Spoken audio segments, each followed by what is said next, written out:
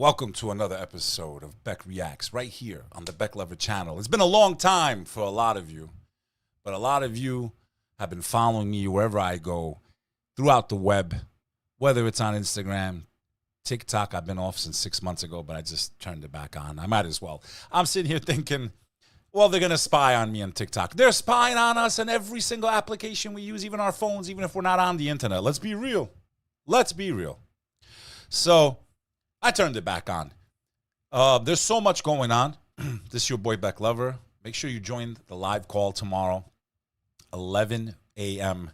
Eastern Standard Time. It's a live stream. Oh, Marshu, thank you for the raid, bro. 500 people. Oh, what? 500 people. Yo, let's go, bro. Let's go. Thanks to Marshu. Marshu for you. I don't know who that is, but I like him. He says a big fan. I like Marshu, man. Whoever he is, I like him. I like him, bro. Marshu raid in the house. Victory! We're on this channel now. I've been collaborating with my brother, 𝐂𝐚𝐧. There's a lot of things going on. Today, we're going to talk about the Muslim invasion of Spain. We're going to talk about Elon Musk. We're going to talk about AI. We're going to talk about a lot of stuff today, man. We're going to talk about Fauci. We're going to talk about anything and everything that's going on that I think is important. Special shout out to my man, Marshu. Make sure you find out who this dude is. I don't even know what a raid is. When I heard the word raid, I was like, shit, it's the feds. It's the feds. Well, he kicked in your door. Yo, out straight. You know? People can raid your channel with mad viewers. When I heard raid, I said, shit, they found us. Find out where my guy's from, dude. Find out where he's from, man. Much appreciated, bro. I got to get this stream going. I did a lot of work on my brother's channel, 𝐂𝐚𝐧. I could use the love right now. I could use the support. So, there's a lot of stuff going on, man. All right. So, basically what you're watching is I make segments live. I pull up stories that I find to be interesting or concerning or things I think you should know about. I do it all live. I have no script, no teleprompter, like a lot of these other people that have millions of followers. You're watching it live. So whatever you see that's good, remember it's live. Whatever you see that's bad, remember it's live. No pre-planning, no script. We should stream this shit like this so they can watch camera angles. But in any event, it's people like Marshu, you know? It's people like Marshu that give me hope, man. Sometimes when I feel like, you know, I've been having a rough day, no, Al? Yeah. Very rough day. So let's go. By now, because I've been off the web for the last 24 hours. By now, you've all heard about the stories. Spain is being overrun. You're seeing these images of thousands of migrants running, and they're Muslim, and they're Arab, and they're invading Spain, and they're pushing all of this nonsense, distraction, coordinated attack. I'm going to prove it to you. All shock and all to create problems, and on top of that, I think, to take down the current government of Spain. Coordinated attack. And I think there's enough evidence. So now we're going to start with the mainstream, which I don't trust at all. At all. Anything I read in the mainstream, I just, at this point in time, I no longer, not a grain of sand, probably a mountain of sand as I'm reading mainstream media news. And then I'm going to go to alternate sources and kind of paint the picture that I think is actually what's happening.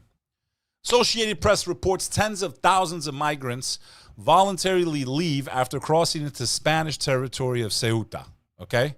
We all saw the images. They're screaming. They're doing the peace signs. They're going crazy, right? You got Elon Musk talking about it, Laura Loomer, Tommy Robinson, all the usual people who love to push hatred. And again, for the record, I'm not Arab. I'm not Middle Eastern, okay? They love to create these scenarios and this stuff to create this division in humanity so they can keep us distracted, so they can keep us looking at each other with suspicion instead of them.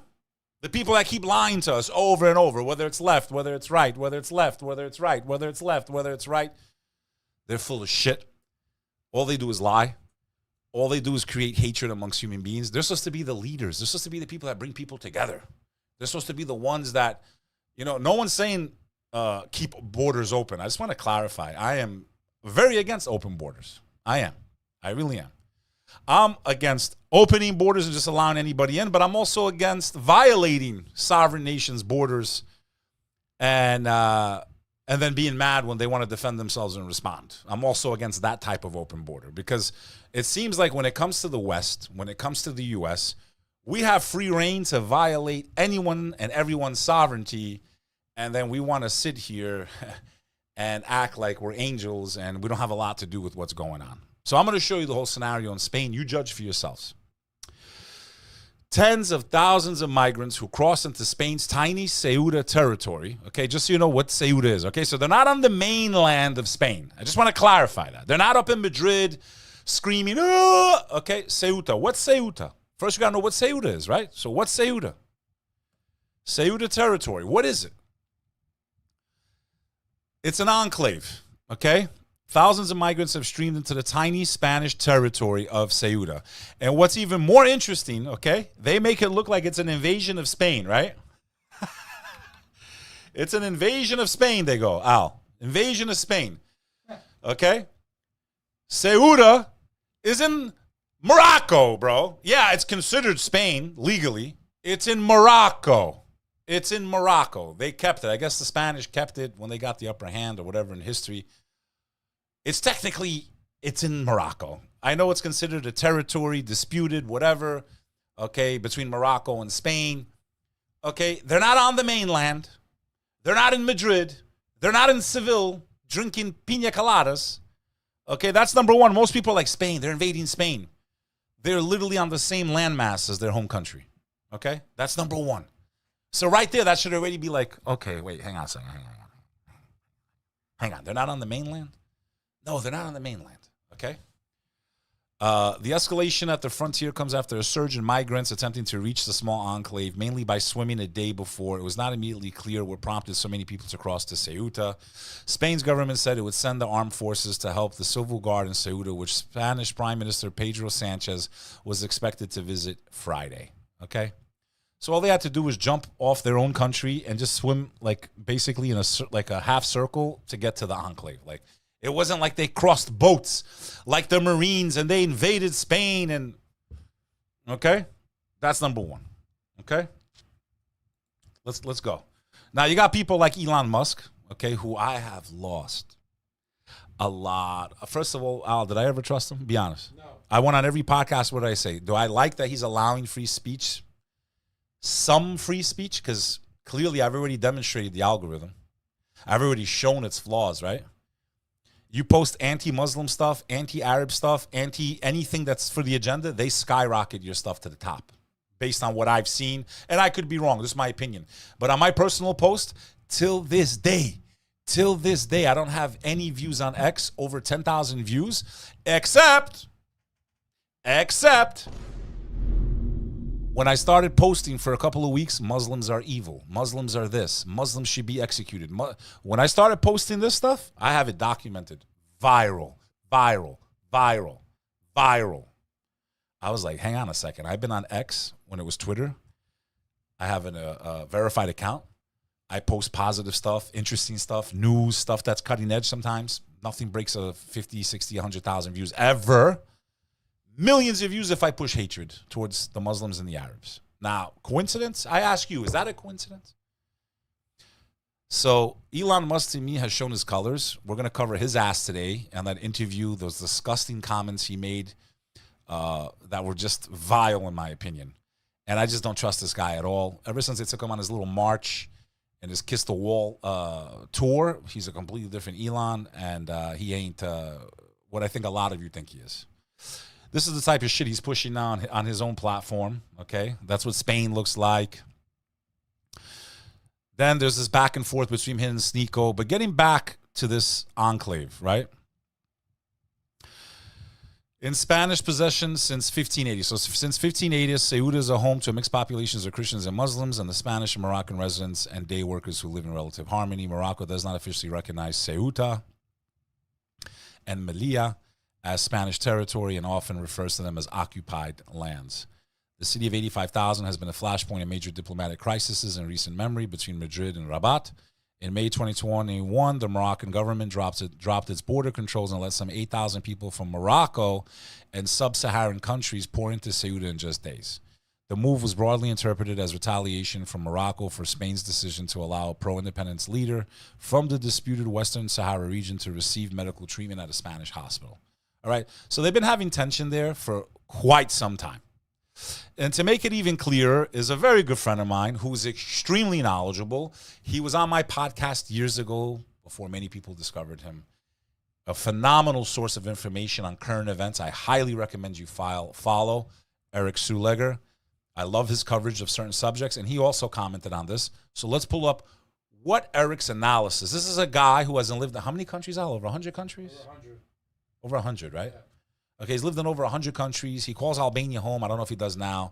Let's see his analysis. Someone that's worked in the Peace Corps, right? He worked in the Peace Corps. He worked in the Peace Corps. Okay, this guy's been all over the planet, okay?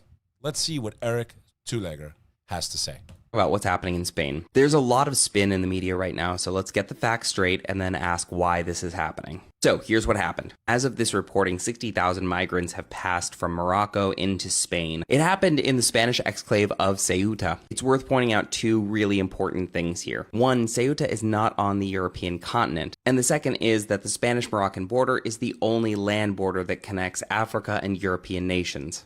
So what's happened? A large group of migrants from Morocco began crossing the border yesterday, both by land and by sea. Currently, there's an outstanding investigation as to why border guards were not controlling the border. But this leaves us with a couple of important questions. The first is, why were there so many migrants in the first place? According to United Nations data from 2 weeks earlier, there were only about 2,800 crossings. 60,000 migrants crossing within 24 hours is an enormous uptick. In fact, as of most recent estimates, around 70% of the population of Ceuta is now from the migrant population. The Spanish military has been sent in and repatriations are now beginning. According to the Spanish military, over 150 people are departing per minute from Ceuta now. That's a nearly impossible figure to fact check, but the reason they said it is important. Spain wants to show that this situation is under control, because diplomatic fallout from the border breach has already started. Italian Prime Minister Giorgia Meloni reacted quickly, saying that uncontrolled migration is a security threat to Europe. She then said that Italy would consider suspending the Schengen zone agreement with Spain. This allows for free movement within Europe, but it's unclear what she meant by this. Presumably it would be to stop migrants from entering Italy from Spain, but they are not neighbors. And it's very unlikely that migrants would board planes to get to Italy. So this is more political theater than it is an actual policy move. It's also important to remember that migrants are stuck here and not on the Spanish mainland. So that's some of the fallout. Let's go back to why this is happening. In June, the Spanish Supreme Court changed its policy for immigration returns. This said that migrants who did not cross a physical barrier did not have to be returned immediately to Morocco. This then set up an incentive for migrants to swim into Spain. And it should be understood that this is a very dangerous crossing. In fact, in the last 24 hours, over 30 people have died doing it. That might account for more migrants. It doesn't account for 60,000, particularly not within a short time period. And especially given the fact that Moroccan security forces did little to stop the flow. And there's two sides to this. The legal change opened the gates, so to speak, for human trafficking networks. At the same time, Moroccan auxiliary forces notably lightened their policing of migrants. But here's the other angle that I don't see reported. The Spanish president called this an attack. Some analysts are attributing the wave of migrants to coordination with human trafficking networks and the Moroccan government. They see this as a gray zone offensive action due to the fact that Spain and Algeria have recently reestablished connections. Algeria remains a regional rival with Morocco. In 2021, Moroccan authorities looked the other way as 10,000 migrants crossed into the same area. This was reportedly due to a dispute between Spain and Morocco over the recognition of Western Sahara. This is an autonomously functioning area inside of Morocco that is vying for independence. So over the next couple of days, you're going to hear a lot of people leveraging this situation for whatever their political priorities are. People will say that this is an Islamic takeover of Europe. That is not the case. We'll say that this is due to the Spanish government embracing an open immigration policy. Also not the case. They will also fail to look at the political and economic system of Morocco that led to mass unemployment. Remember, in 2025, Morocco was going through its own Gen Z-led revolution. This was largely fueled by a lack of economic opportunities,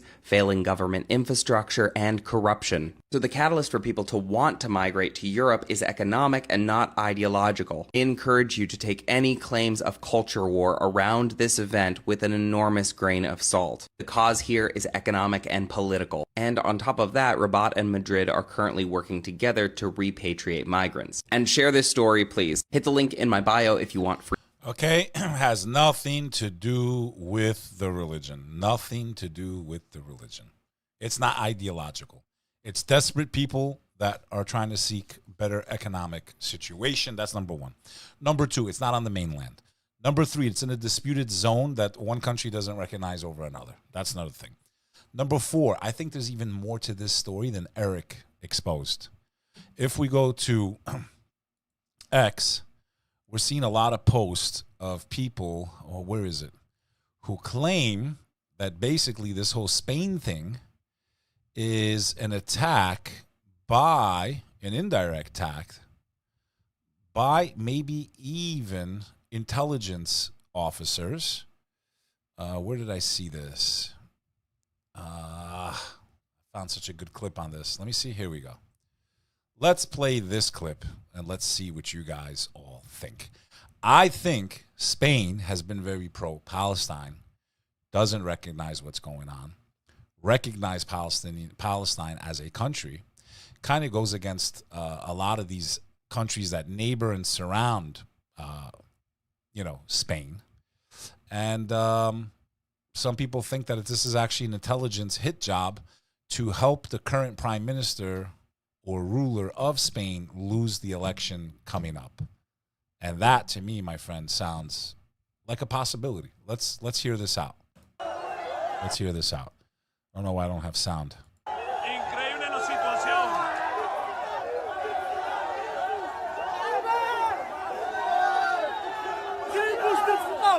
Mucho a la raya.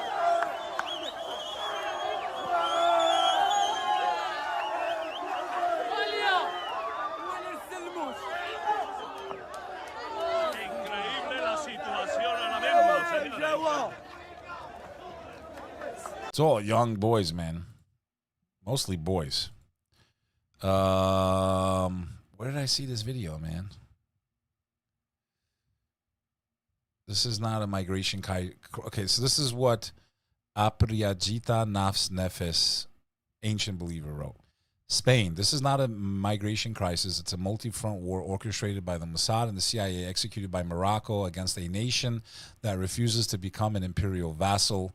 This is not a wave of migration. It is a carefully orchestrated geopolitical attack. The people flooding the Ceuta border are not refugees. They are being used as human battering rams to punish a government that refused to bow to Washington. When Spain refused to serve as a launch pad for the U.S. war on Iran, Washington, Tel Aviv, and Rabat joined forces to weaponize the northern African border. The real target is Spain and not the migrants. On July 30th, 2026, thousands of migrants, predominantly young men, flooded into Ceuta, Spain's enclave in North Africa. Between 1,500 and 2,000 migrants arrived in just a few days, representing roughly 2% of Ceuta's population. At least 9 people died while attempting to swim across. But why now? Why Ceuta? Because Spain said no. Spanish Prime Minister Pedro Sanchez refused to allow the U.S. to use 2 military bases in southern Spain, Moran and Rota. He said, Moran? No, I'm not a Moran, and you cannot use Moran. And Rota to attack Iran. Spain also refused to let ships carrying weapons to Israel dock at its ports. Spain recalled its ambassador to Israel. Spain recognized the state of Palestine. In short, Spain refused to act as a submissive puppet of the empire. The punishment, Morocco opened the floodgates. Who opened the floodgates? An invisible hand at work. The same thing happened in 2021. At that time, Morocco retaliated against Spain by relaxing border controls, allowing about 8,000 people to pour into Ceuta. So again, this little piece of land that Spain controls on the Moroccan side. None of these Moroccans are swimming across that water. Very few of them. Very dangerous to try. They're going onto a little piece of land that's attached to Morocco. So they're not even on the European continent. So I'm going to clarify this. In a disputed territory between two countries. On the Moroccan side, the auxiliary forces responsible for border security voluntarily withdrew as the crowds passed through, right? So the Moroccans opened up the thing, right, to create the perfect photo op, the perfect video, so people like Elon Musk, Tommy Robinson, Laura Loomer, all the people pushing anti-Muslim and anti-Arab propaganda would have the most beautiful photo ops and videos to basically smear the prime minister of Spain and make it look like he doesn't care about his country or its sovereignty. And that's exactly what it feels like to me. What do you think? Okay. So let's see. And then you have this asshole. Let's see what he has to say. Let's see what he has. So this is Netanyahu speaking about the leader of Spain. Spain has defamed our heroes, our soldiers, the most moral army in the world. Therefore, I have instructed today to remove Spanish representatives from the Coordination Center in Kiryat Gat, after Spain has chosen repeatedly to stand against Israel. Those who attack the state of Israel instead of terrorist regimes will not be our partners regarding the future of the region. I am not willing to tolerate this hypocrisy and hostility. I do not intend to allow any country to wage a diplomatic war against us without paying an immediate price. An immediate price. Is this the price that Spain had to pay? Is that what's really going on? Because I could tell you one thing that's not going on, what they're telling us. Okay? This is not some Muslim invasion. Has nothing to do with the faith.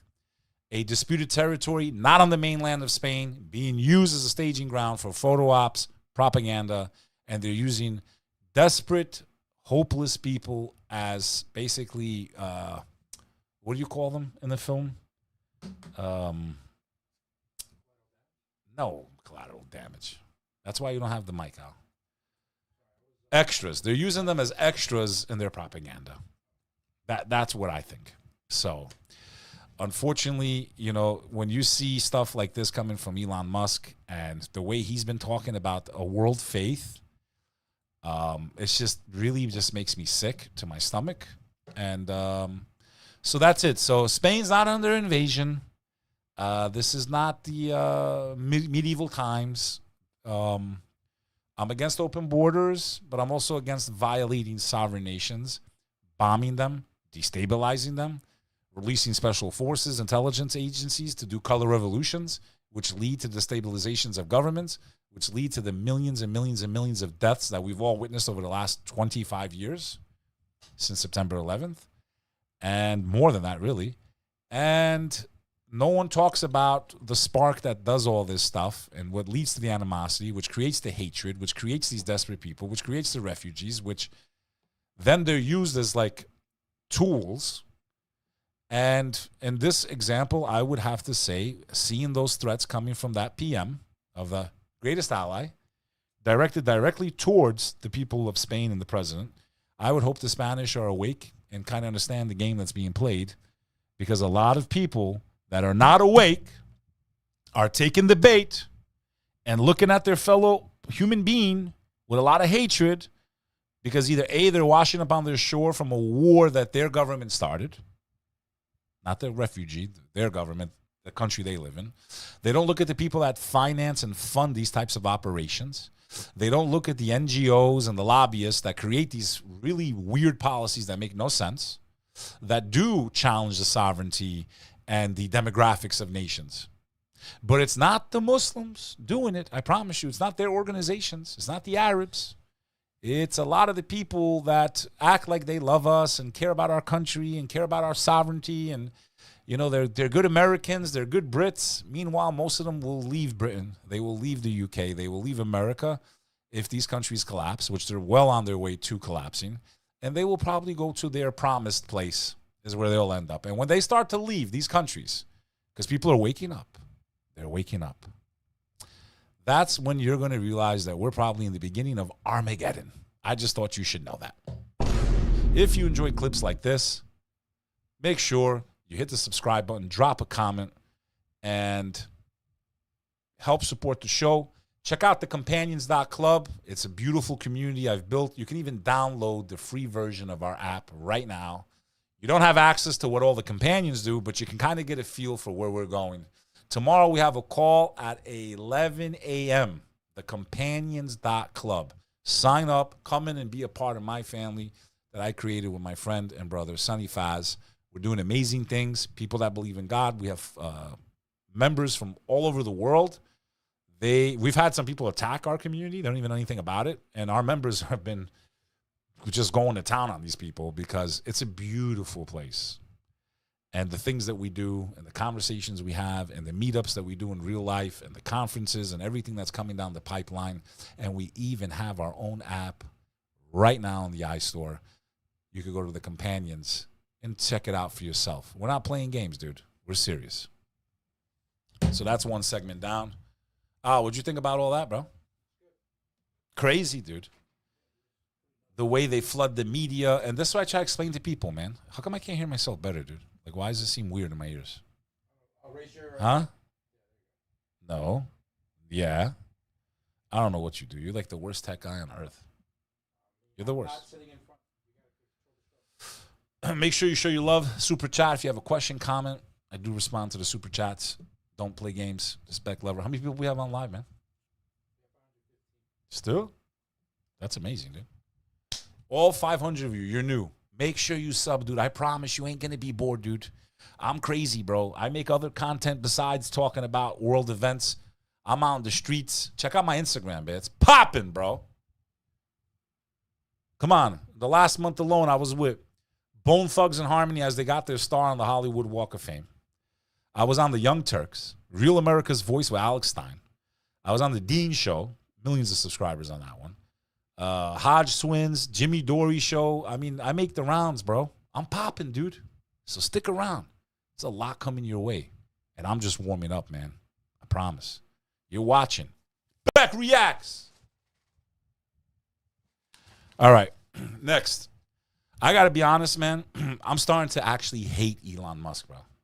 Okay, I went from I don't trust him, but I like that he's kind of allowed some free speech, to I really don't trust him, to I am starting to hate him. And it's become very obvious where he is and who he's aligned with.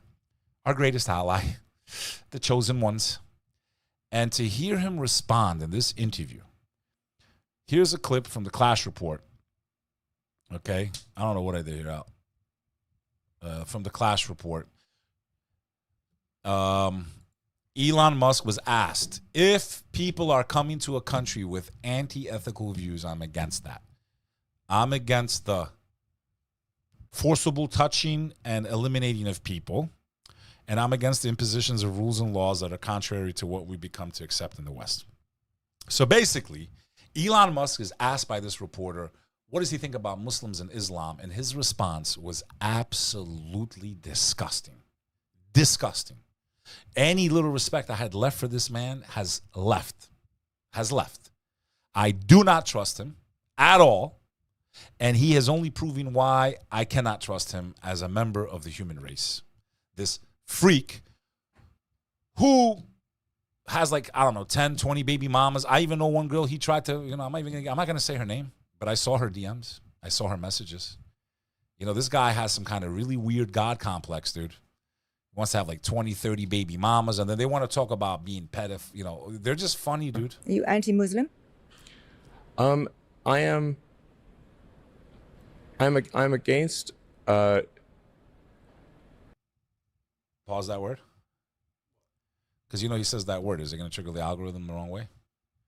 He's against the forcible touching of women and kids and stuff, right? That's what he says. So imagine, he says, are you anti-Muslim? And the way he answers is that he tries to basically make it sound like I'm basically against, rape and all these different things, At Olympus Mons super chatted $10. Keep with your truths.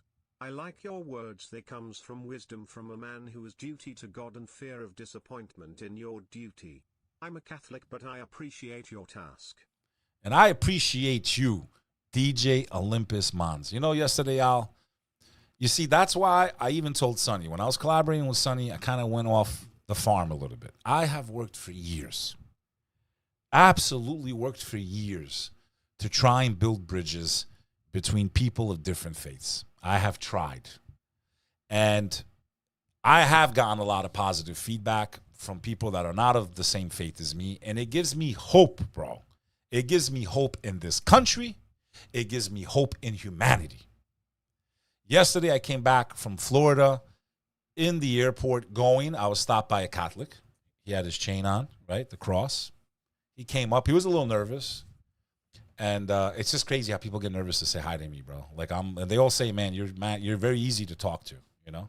And, you know, I get people that come at me in ways, guys, that I got to worry about my life. Literally, I have to worry about my, you know. But more times than not, it's 9 out of 10 times, it's people coming to say hello and like, hey, I respect the work, you know? But it was a nice conversation, man. He's from Montreal. If you're watching, bro, shout out, guy in Montreal. Gentleman, you know, he seemed a little nervous. He shouldn't have been nervous. And we had a nice little conversation. And, you know, I said, I hope you don't see a lot of my things out of context. Like, try to, like, look at the context. And I know sometimes I've gone against some of these Christian apologists who were just extremely disrespectful. And my response maybe wasn't the best response. And I regret it. I really do. Even though they're disrespecting me, my response can be perceived to be disrespecting all of Christianity or Christians, when really it was more targeted towards these people who were mocking and using insults and not the faith as a whole. You know what I mean? So when I get messages from a guy like DJ Olympus Mons, and he even sends $10, you know, I really appreciate it, dude. And I hope you understand what energy I'm coming with. And you know, I know what hatred is. I've seen it. I've lost family. Nobody wins in a war. And I just don't want to see more people losing their lives because we're falling for the type of stuff that I just showed you in the last story.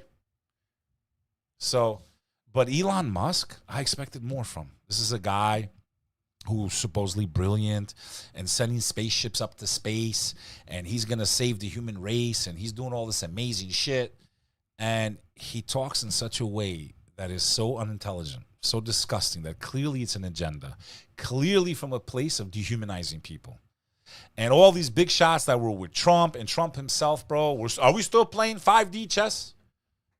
I just want to know. Are we still waiting for the Patriots are in control, right? The Patriots are in control. We're playing 5D chess. We're playing 5D chess. And even Nino, no offense to Nino, I love him, but he's still a true believer, dude. He's still a true believer. Are we still playing 5D chess? Trump is going to save the world. He's not, dude. I started saying this before he even won his second term, right? And he's not the same Trump you saw in the first term. Not even close. And it seems like, you know, the whole Fauci thing, just dog and pony show, dude. Everything, distraction, the agenda gets pushed further and further. And I feel like it's getting pushed even further through Trump than anybody else lately. Like through him. A lot of it happened on his watch. Fauci was on his watch. Of course he's not going to jail.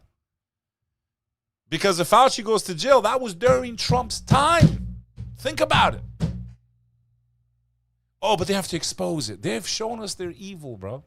We have redacted files and emails that already prove to us beyond a reasonable doubt how evil the world is and how manipulated we've all been. They're laughing in our fucking faces at this point. And we're going to play 5D chess? We're going to play 5D chess? He's playing 5D chess. JFK Jr. is alive, dude. He's going to come out. It's going to be a golden age. These people were talking about him like he was Jesus Christ himself. Peace be upon him. We're going to play 5D chess? He's playing 5D chess. Yeah, he's playing 5D chess with us, dude. They're playing 5D chess. They probably had the supercomputers on 20 years ago. They probably game theoried this entire scenario already. They're probably already following what the AI is telling us. And we're going to get into AI in a little bit. Yeah, whatever we're seeing, they've had it already. They've had it already.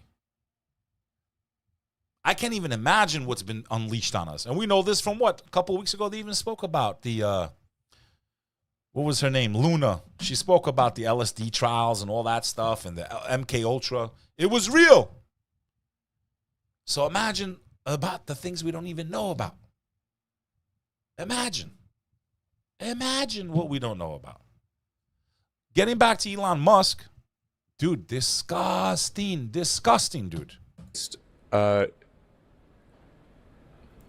Having if people are coming to a country with this dude literally looks like a cyborg. He looks like the guy from Star Trek, dude. I don't know his name. Star Trek, The Next Generation, whatever it was. antithetical views, I am against that. today I listened to a lecture. I went to Friday prayer. And I had to like recheck my intention, right? Like it was talking about how the Prophet Muhammad, peace be upon him, advised people not to seek power, not to elect the people that seek power, and be careful of those that are eager to get power and status, right? And I think there's a lot of truth to that. Because if someone's really operating from a place of sincerity, the people already know that they're ethically intact. You don't even have to ask. The people will choose you. But if we live in a country that has free elections, then why does it take billions of dollars to win? There's nothing free about it. There's not a damn thing free about it. Ask Thomas Massey. He'll tell you. Ask him about free elections and how much money they raised for him to lose. So, to me, the entire system is finished, cooked, gangrene. We're rotting, bro. Rotting from the inside out. You got guys that give the illusion that they're thinking about us and they got the best intentions for us. And honestly, man, most of them are controlled op, in my opinion. Or if they actually had ethics and morals, I actually believe that 𝐉𝐨𝐺𝐢𝐧, okay, former FBI director, I truly believe he was a patriot. He was a good guy. And the minute he got into that position, he was terrified, dude. Okay? He was terrified. Masu for you super chatted $13.37. New UK law, YouTube will push Gov media on YouTube. Yo, I don't know who Marsu for you is, dude, but I want to know who this guy is. He's bringing Call Mars if you Mars? Yeah. So I'm saying it like an idiot, right? We both are. We're both sure. All right, Mars, you for you. I don't know who this dude is, but I like him. He's Turkish, but he lives in the UK. 𝐶𝐶 𝐂𝐚𝐳, bro. He just got you a doner kebab with the 1337 US, bro. Thanks, brother. 𝐶𝐶 𝐂𝐚𝐳, bro. So damn, he has that many people following him that he can just say he's sending 500 people over to this loser over here? Was he like, let's send 500 to this loser, Bek, over here, this fat old man? So in any event, what was I saying? Being arrogant, man, seeking power, right? And it's true, man. It's true. Think about all these people like that. They die to get power. They die to get fame. And I was listening to this lecture in the, the mosque, Friday prayer, because, Muslims, we pray on Friday. And that lecture really hit me hard, man. I really wish Sonny was there to hear it. He needs to hear it. And having the right intentions when you're doing something. Because you will be judged for every word, every comment, every lie, every false testimony, every injury you've caused someone, you will answer. I truly believe that. I truly, truly believe there is a creator and you will answer when the time comes. But 𝐉𝐨𝐺𝐢𝐧, I really think 𝐉𝐨𝐺𝐢𝐧, I at least on the surface level, he seemed very ethical. Don't you forget about them files. Don't you forget about those emails. Don't you let the, right? He gets into power, dude. Okay? Pretty high position in the government, right? He's like this. Terrified. You could see it in his eyes. They must have threatened him with something that he didn't have enough faith to overcome. Okay? Because a true leader would have been like, you know something? This is what happened, folks. I took this position. This is what's really going on. They've said they're going to do this to me, do that to me, do this to my family, but you, the American people, deserve to know the truth. If I get punished or lose my life, at least I spoke the truth. Because guess what you should really be scared of, dude? You should be scared of the king of all kings, bro. You should be scared of the president of all the presidents. You should be scared of the master of the universe. You should be scared of the one that gave you life and will take your life, the creator of all, God himself. You're going to have to face him. You think you're scared here? You're scared of what man can do to you? You're going to lose your life anyway. You might as well lose it speaking the truth. If Donald Trump was going to save us, to all those people that believe in the Anon bullshit, to all those that think he's playing 5D chess, he's playing 5D chess. And I'm not going to lie, I wanted to believe it. I did. Everybody did. I knew that you heard me having these talks with 𝐕𝐄, right? I had these talks with 𝐕𝐄, and I tell him, man, it sounds great.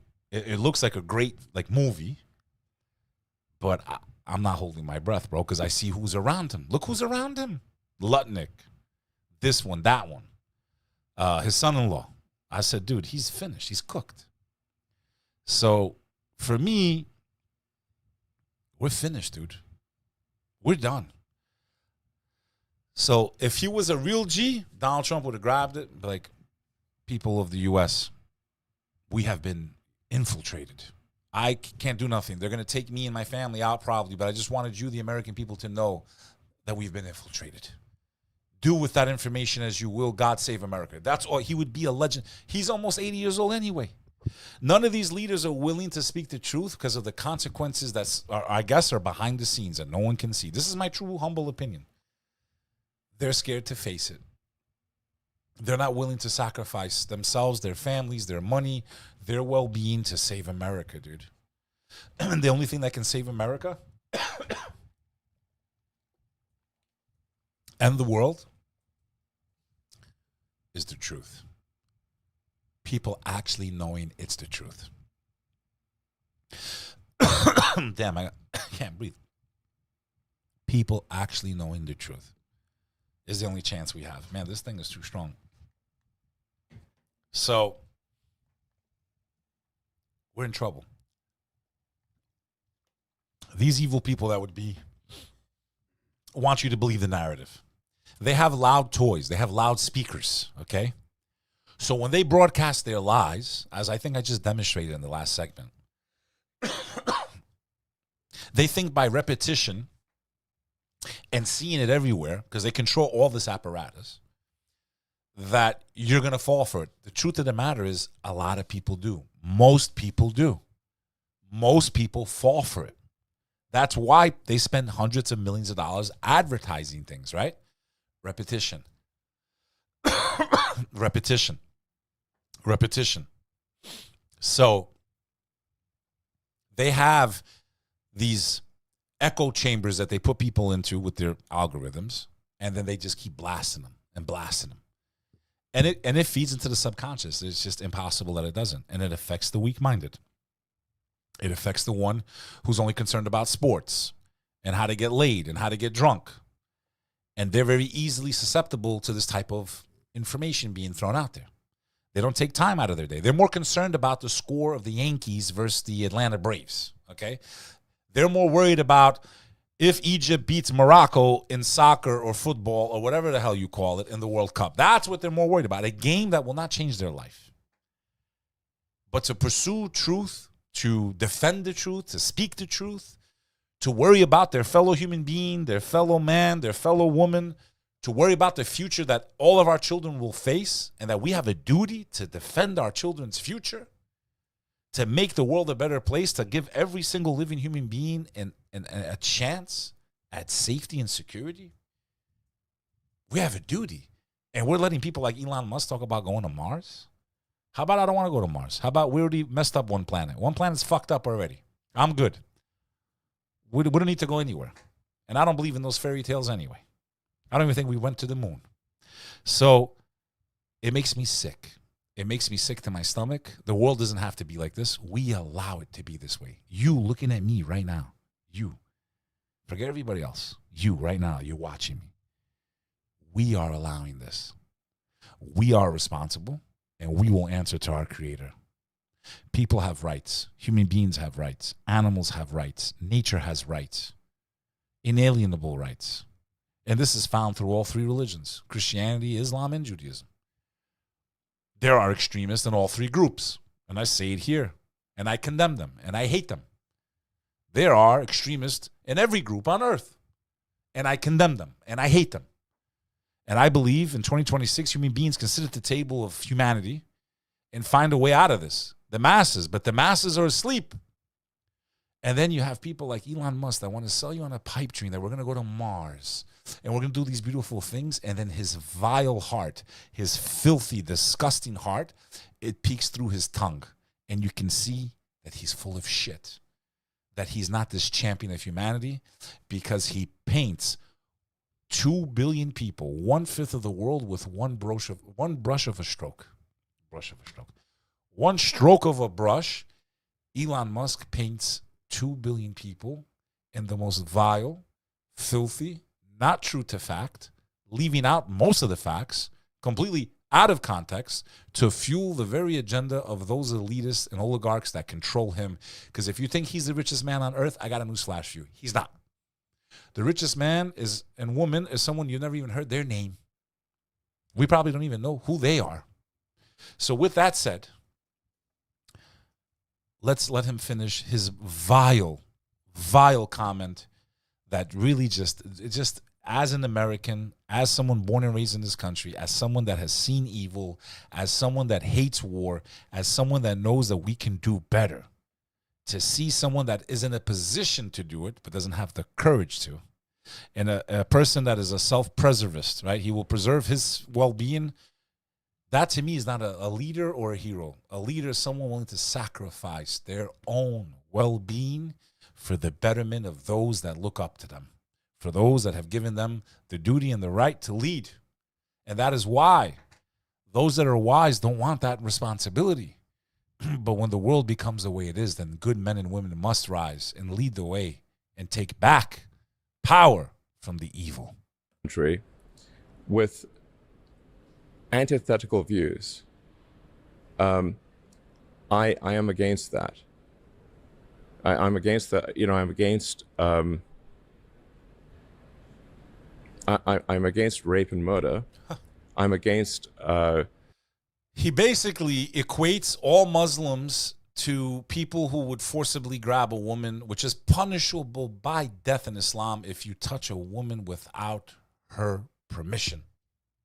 If you touch a child without their permission. If you commit crime in Islam, if you steal, the punishment is to have your hand cut off. Maybe, so the fact that he even equates this and says, are you against Muslims? And no, he goes, but I'm against rape though. And so basically, but I'm against them because this is what they do, basically. That's what he's insinuating. It's disgusting, bro. It's absolutely disgusting to hear from a man that has the kind of wealth he has, that has the type of influence he has, and as someone that could have really been an honorable leader. But I guess when they took him on that tour and he had to kiss the wall and travel to where the war happened and look at the ovens that they got thrown into, they gave him the call. He got the call. The imposition of rules and laws that are contrary to what we've come to accept in the West.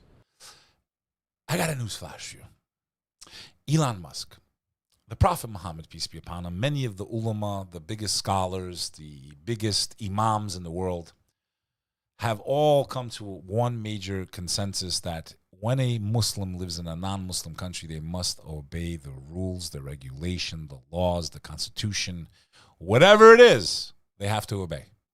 If they don't like it, they're supposed to leave. That's literally Sharia. That's literally Sharia's commandment, that you must obey the laws, regulations, and guidance in the country that you live in.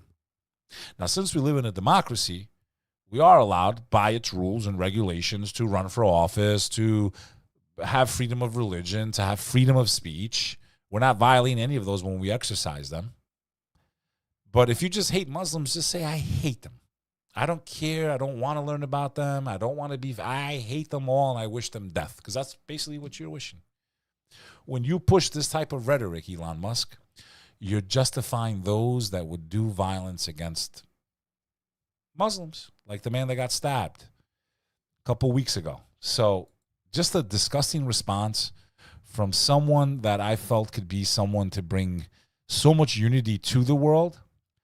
And it's disgusting.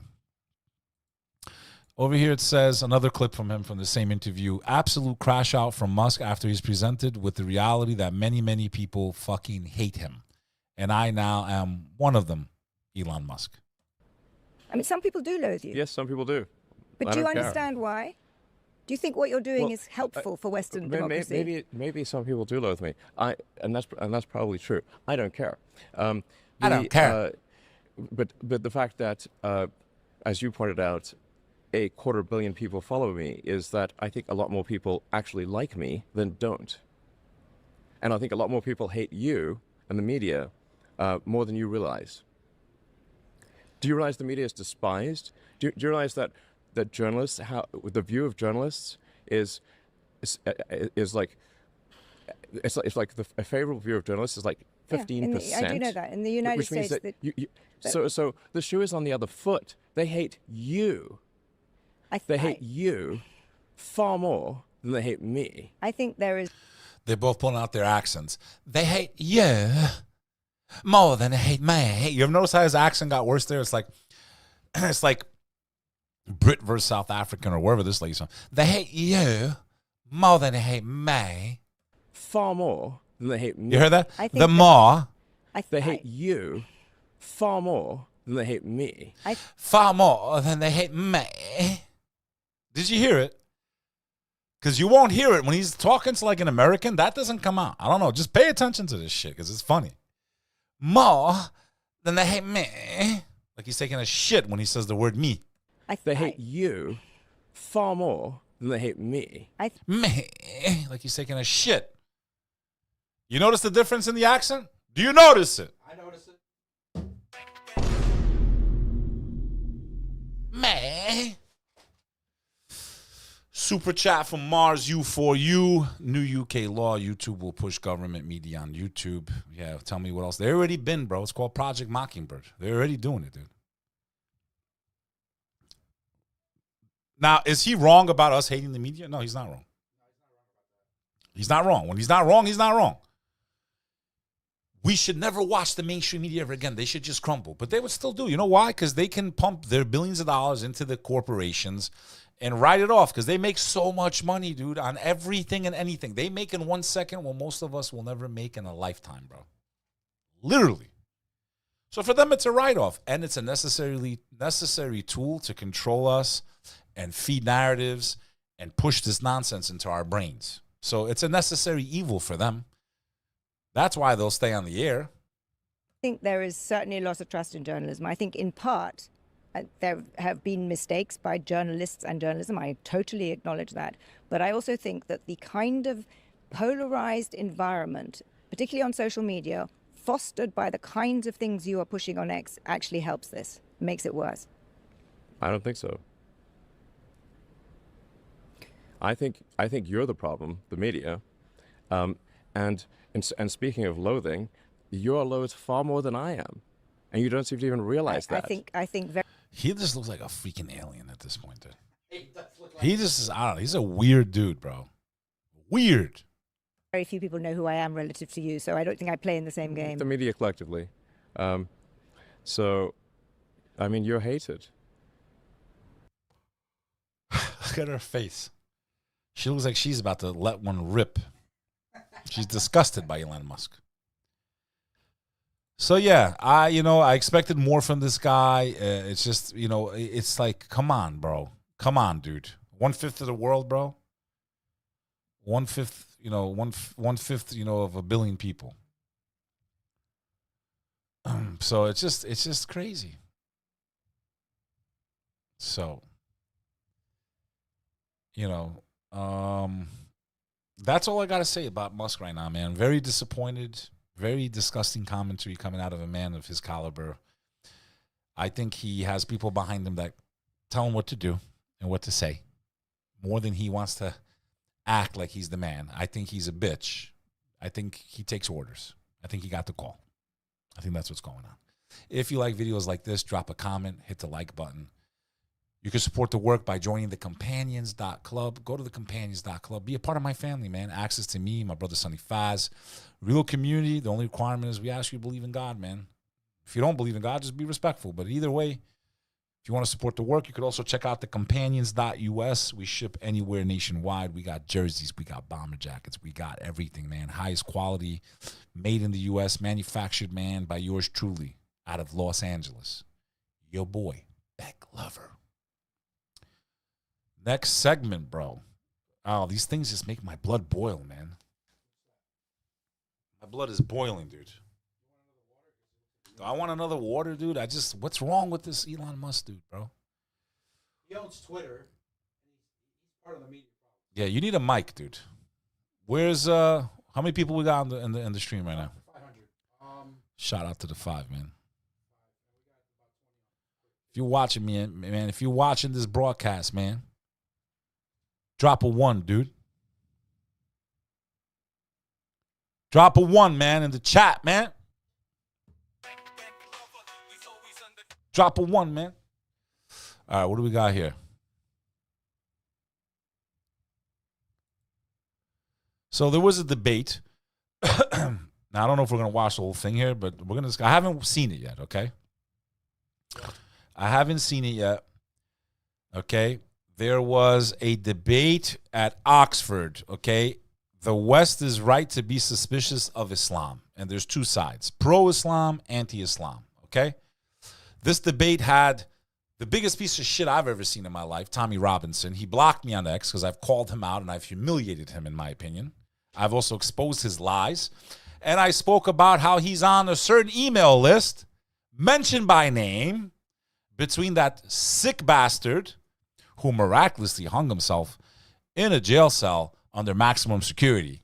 He had his own island, and somehow he was friends with the most important people in the world. You know that guy? Yeah, Tommy's in those emails. You know what I'm talking about? So that's all you need to know about Tommy Robinson. But even he was at this debate. Now, I haven't seen it. We're going to skim through it a little bit, and let's see kind of what happened. Why this place matters. Despite external pressure, internal pressure, political machinations, and every type of motion under the sun, this House voted clearly and decisively 2 weeks in a row to have this debate and live up to this society's name of being the last bastion of free speech. We are here tonight because that principle matters and this motion matters. I rise to propose the motion that this House believes the West is right to be suspicious of Islam. The rise of Islam in the West has been the most notable and significant demographic change in the West over the course of the last few decades. I, as a Muslim, agree that the number of Muslims in Europe is increasing exponentially. There you go. Oh, does that mean I agree with him? No. I don't agree with why it's happening. Let's examine now why it's happening. It's not happening because the Muslims are trying to invade Europe and take over. It's happening for multiple reasons.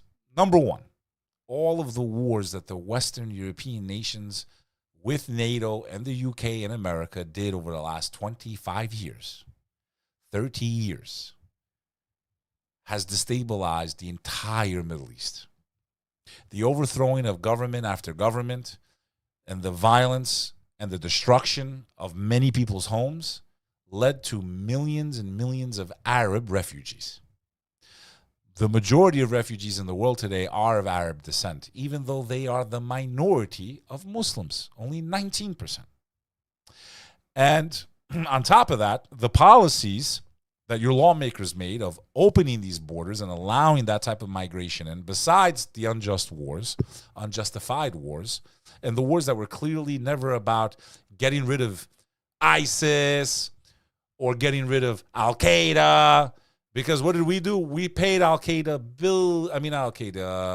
Taliban in Afghanistan. Okay, we paid them billions of dollars. They're still in power. In, in Iraq and in Syria, we allowed one of the most wanted people by the U.S. of ISIS to take over the country. And they use these groups like they're our enemies and they're this and they're that. And meanwhile, we reward their members. We pay billions to the Taliban and we put a former ISIS member, supposedly former, in position in Syria. You explain that one to me. And then you have all these NGOs, these lobbies, these charities that lobby for the politicians of Europe and the UK and the America to open up the borders and allow millions and millions of people in, that they first had to make desperate with economic policy and global positions, the trade agreements, the taxes, the levies, and make these people starve and keep the third world desperate so that when they open the floodgates, they rush in. So is the desperate person the evil one, or is it the one who makes that person a desperate person the evil one? That's number one question I have for these clowns before we even get into this debate. Tommy Robinson, to me, looks like the kind of guy that you would never leave your daughter around. He looks like a fucking scoundrel. Scumbag, in my opinion. That's the type of energy he has. I've challenged him to a debate anywhere in the world, in a McDonald's parking lot with no cameras on, anytime he's ready. But he won't do it, because I'll mop the floor with him. Let's carry on. Effects, both positive and negative, are well known. But if we are fully honest with ourselves, it is certainly not a secret that the West is in fact suspicious of Islam. Tonight, the proposition will not cower away from the issue being debated here. It is not whether the enlightened West should be suspicious of every religion. It's about Islam. The burden for side proposition will be to prove the good reason exists, to find uniquely justifiable reasons to be suspicious in the religion of Islam. It is my belief those good reasons exist. It is my hope that this debate won't descend into being a series of increasingly technical theological gotchas, nor the slinging around of anecdotes. This debate, if it is to be honest, will examine how Muslims actually live their lives in accordance with their beliefs and the teachings of their faith and its leaders. Members of the House, I will set out during my speech the incompatibility of Islam with the values of religious tolerance and pluralism that underpin our society. I will then set out how Islam is more widely irreconcilable with the fundamental principles of Western liberal democratic society. And I will end with a call to action. This discussion should not be as fraught or as, well, frankly, you can hear it, as protested as it has been. And fundamentally, the West must move back to its fundamentally liberal roots and accept that no culture, no religion, no belief may not be subject to the scrutiny of reason and virtue. But before that, Mr. Chair, it is my obligation to introduce speakers on side opposition to this Honourable House. In the Union, we have a tradition of introducing the opposition speakers via roast. Given, however, it's the last week of term, and I'm feeling in a very... All right, introduction. Let's get to when this thing gets real. So basically, one side says Muslims are evil. They don't belong in the West. They can't coexist, and yada, yada, yada. But again, anyone that's being honest will explain how this happened, first of all. But the number one ticking time bomb in Western Europe and America is the collapse of the institution of marriage as a generation of bastards has risen up throughout the West, born out of wedlock and fatherless homes. The men of Europe no longer want to get married. These migrants are still following the rules and regulations of marriage and having a wife and kids and procreating as God instructed humans to do, to get married and to procreate. So the fact that Western civilization is collapsing, and in these Western European societies, the institution of marriage is pretty much decimated. It's gone. It's children born out of wedlock. It's brothel filled throughout Europe. Women selling themselves for less than the price of dinner. A vile action. And legal in many parts of Europe, in their red light districts. The men find it easier to just get their physical needs using these women as toys, things they can play with and pleasure themselves with, and done using them, they go back to their house that they don't need to buy a 2 or 3 bedroom. They can live in a 1 bedroom because they don't need to have a wife. They have women fulfilling their needs, many of them forced, by the way. And shame on the ones that are not. And then on top of that, they wonder why the men are not getting married. It's literally themselves destroying themselves as far as the next generation and family and having kids and following the commandments of God and avoiding adultery and not creating life out of lust but out of love, because anything created out of lust has no love because it wasn't born with love. It was born out of lust. It was born out of a deadly sin. And anything born out of a deadly sin has death and destruction in its DNA. You don't believe me? Look at the statistics. Here in the United States of America, 90% of violent crime is committed by single-parent homes. Children born out of wedlock.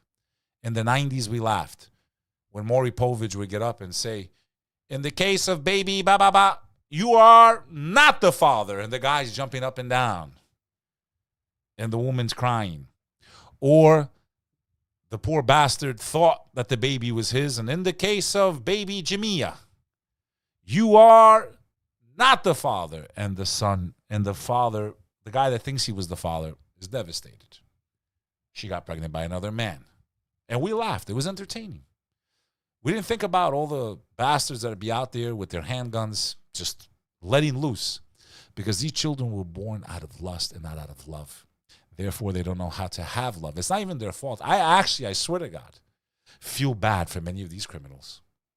They were never guided. They were left to fend for themselves. I literally, as sick as it sounds, I have some sympathy for these hardened criminals who were completely shunned by life, the world, and the parents that were supposed to love them and guide them.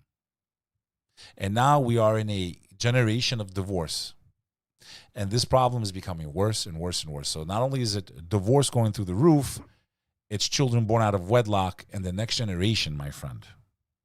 God help you, my friend, that's watching.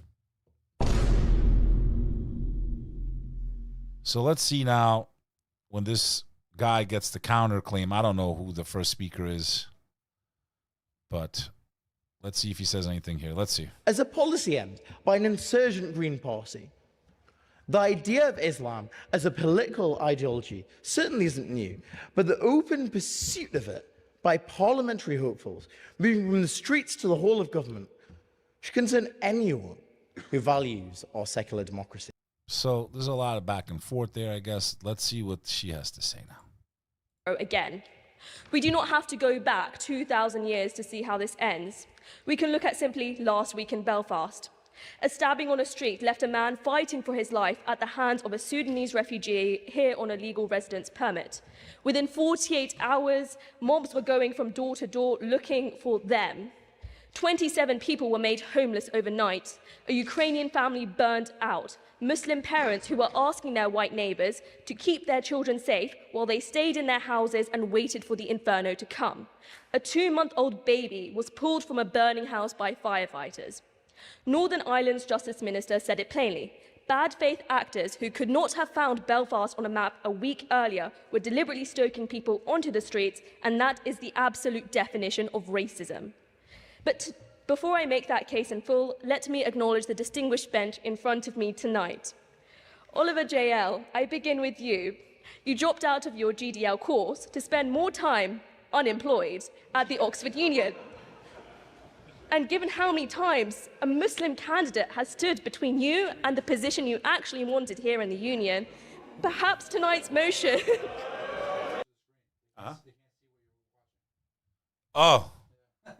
Oh, sorry. I told you it's live.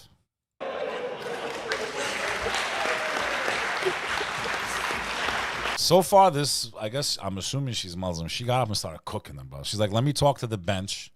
She just starts roasting them, dude.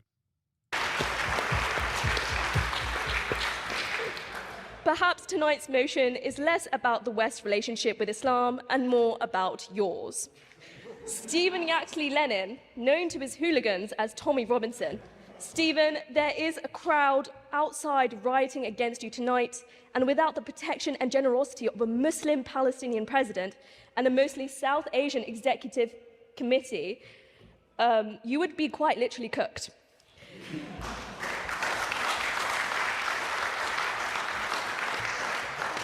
Then Lawrence Fox, actor, politician, however, I think his most memorable role might be the ex-husband of Doctor Who's Rose Tyler, founder of the Reclaim Party, which at the last general election reclaimed approximately 0.02% of the British vote.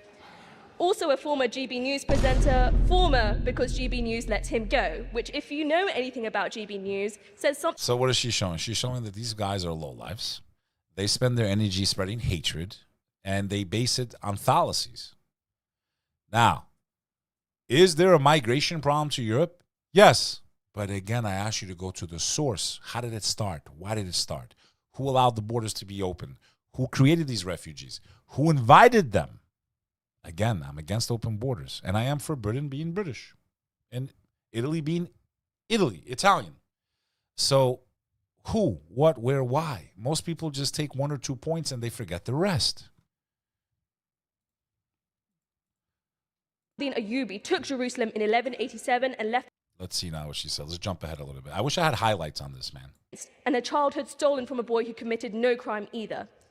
When it is not states, but ordinary people who act on it, the ledger is just as damning. 2 genocides of Muslims in 30 years, Bosnia in 1995, Myanmar in 2017. The Lord explained that he had his hand in all the nations. His hand is still there for every human that truly believes. The confusion on whose right falls on that truth. DJ Olympus moans, and I'll repeat it. In the Old Testament, the Lord explained that he had his hand in all the nations. His hand is still there for every human that truly believes. The confusion on whose right falls on that truth. Thank you for your super chat. Or as the Quran says also, I could have made you all one nation. God says in the Quran, I could have made you all one nation.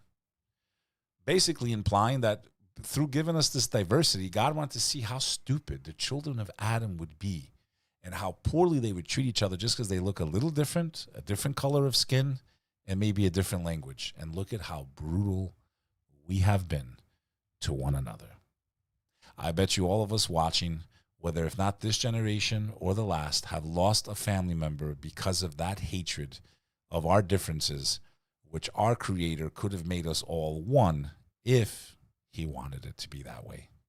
I think it's literally a part of the test, a constraint that God gave humanity to show how stupid and tribal we could become. The children of Adam. You cannot be a Muslim, Christian, or Jew and not believe in the story in Adam and Eve, and that we came from those two, which gives us one common ancestor. And science can't disprove it either. It all says we have some DNA that's common. A pogrom in Delhi in 2020, all fed by the same elemental claim that the proposition is making tonight, that Muslims are foreign, violent, a threat by nature rather than by individual acts.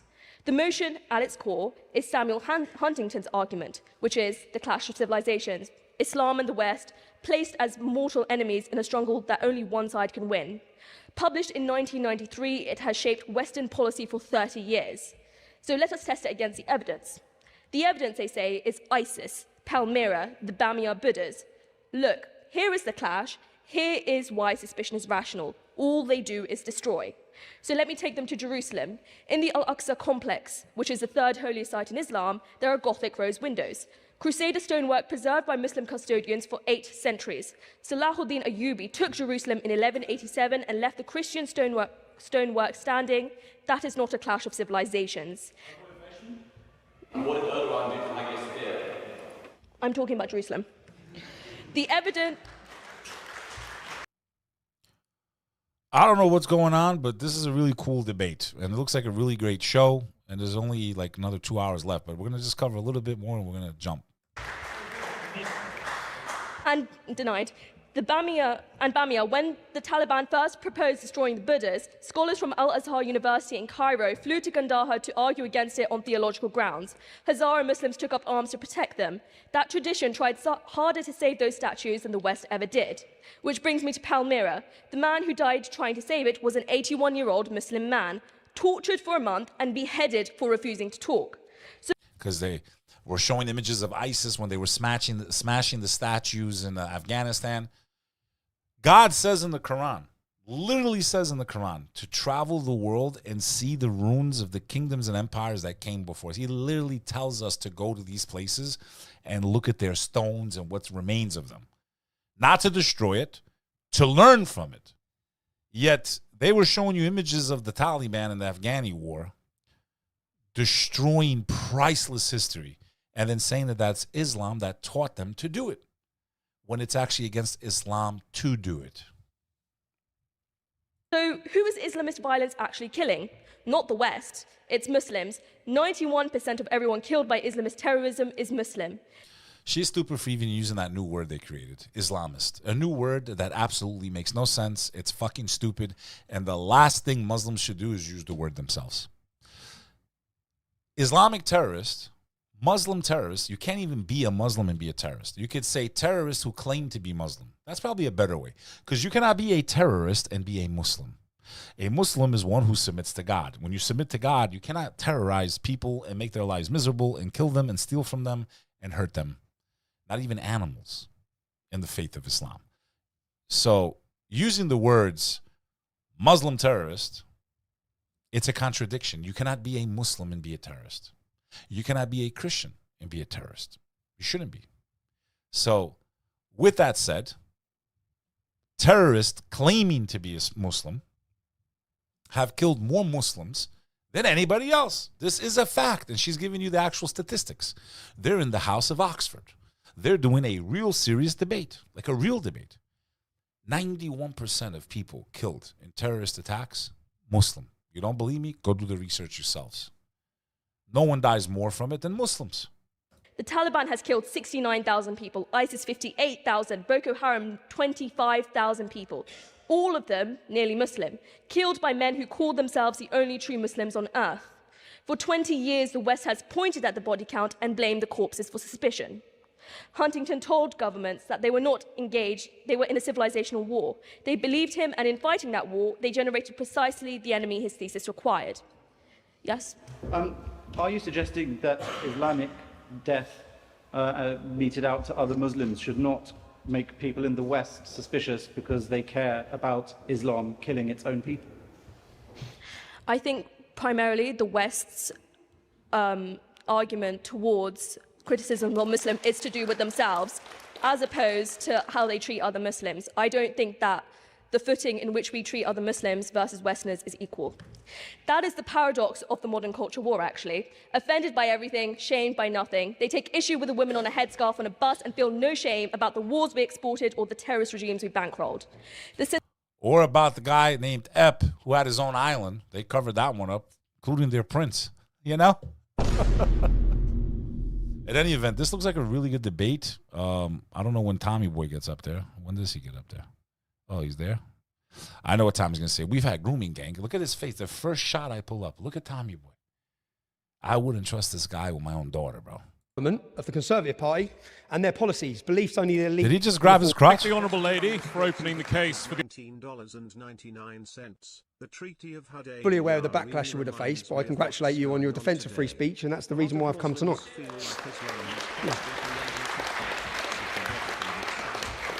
I'd also like to congratulate 𝐲𝐲 on her. Yeah, Boz. Positive. The Treaty of Hudaybiyyah really reminds me of what's going on today. A lot of Muslims feel like Islam is constantly under attack by parts of the West and its allies. Sometimes it feels like the Quraysh never disappeared. So Tommy Robinson gets up. Let's see what Tommy Robinson has to say. First great speech, and I'm sorry that your family aren't here today to have watched that, but it wasn't my supporters that have attacked them outside. It's not my supporters who are causing a rabble or smashing the place up and attacking police officers. It's not supporters on our side of the debate either. It's supporters on your side of the debate who are out there causing mayhem. Yeah? So before talking about Islam, I'd love to believe what Jacob and the others on this panel believe, that we shouldn't be suspicious of Islam. Jacob, there's 480 Muslims who live in your constituency. 0.5%. You probably can't find a Muslim. There's 3 mosques, the main one being in Bath University. I'm from Luton Town. We have 80,000 Muslims, 45 mosques, 33% of the population. So I asked myself, why would a non-Muslim be telling any of us that we shouldn't be suspicious of Islam? Anyway, let's look for some common ground. Okay, where was he? I wonder who gave him this iPad. Humanity to earn belief. I say that is not Western values. That is Western failure. That is a Western disgrace. And this your friendly local imam or your taxi driver or Mr. Andalusia decides it is. Islam is defined in the Quran. Muslims that believe the Quran to be the word of Allah, written in an eternal book in heaven and revealed to Muhammad in the 7th century. And it's the Sunnah, the excellent pattern of behaviour or exalted standard of moral excellence as defined in the Hadiths, which record his sayings, actions and silent approvals or disapprovals of Muhammad, and in the biography.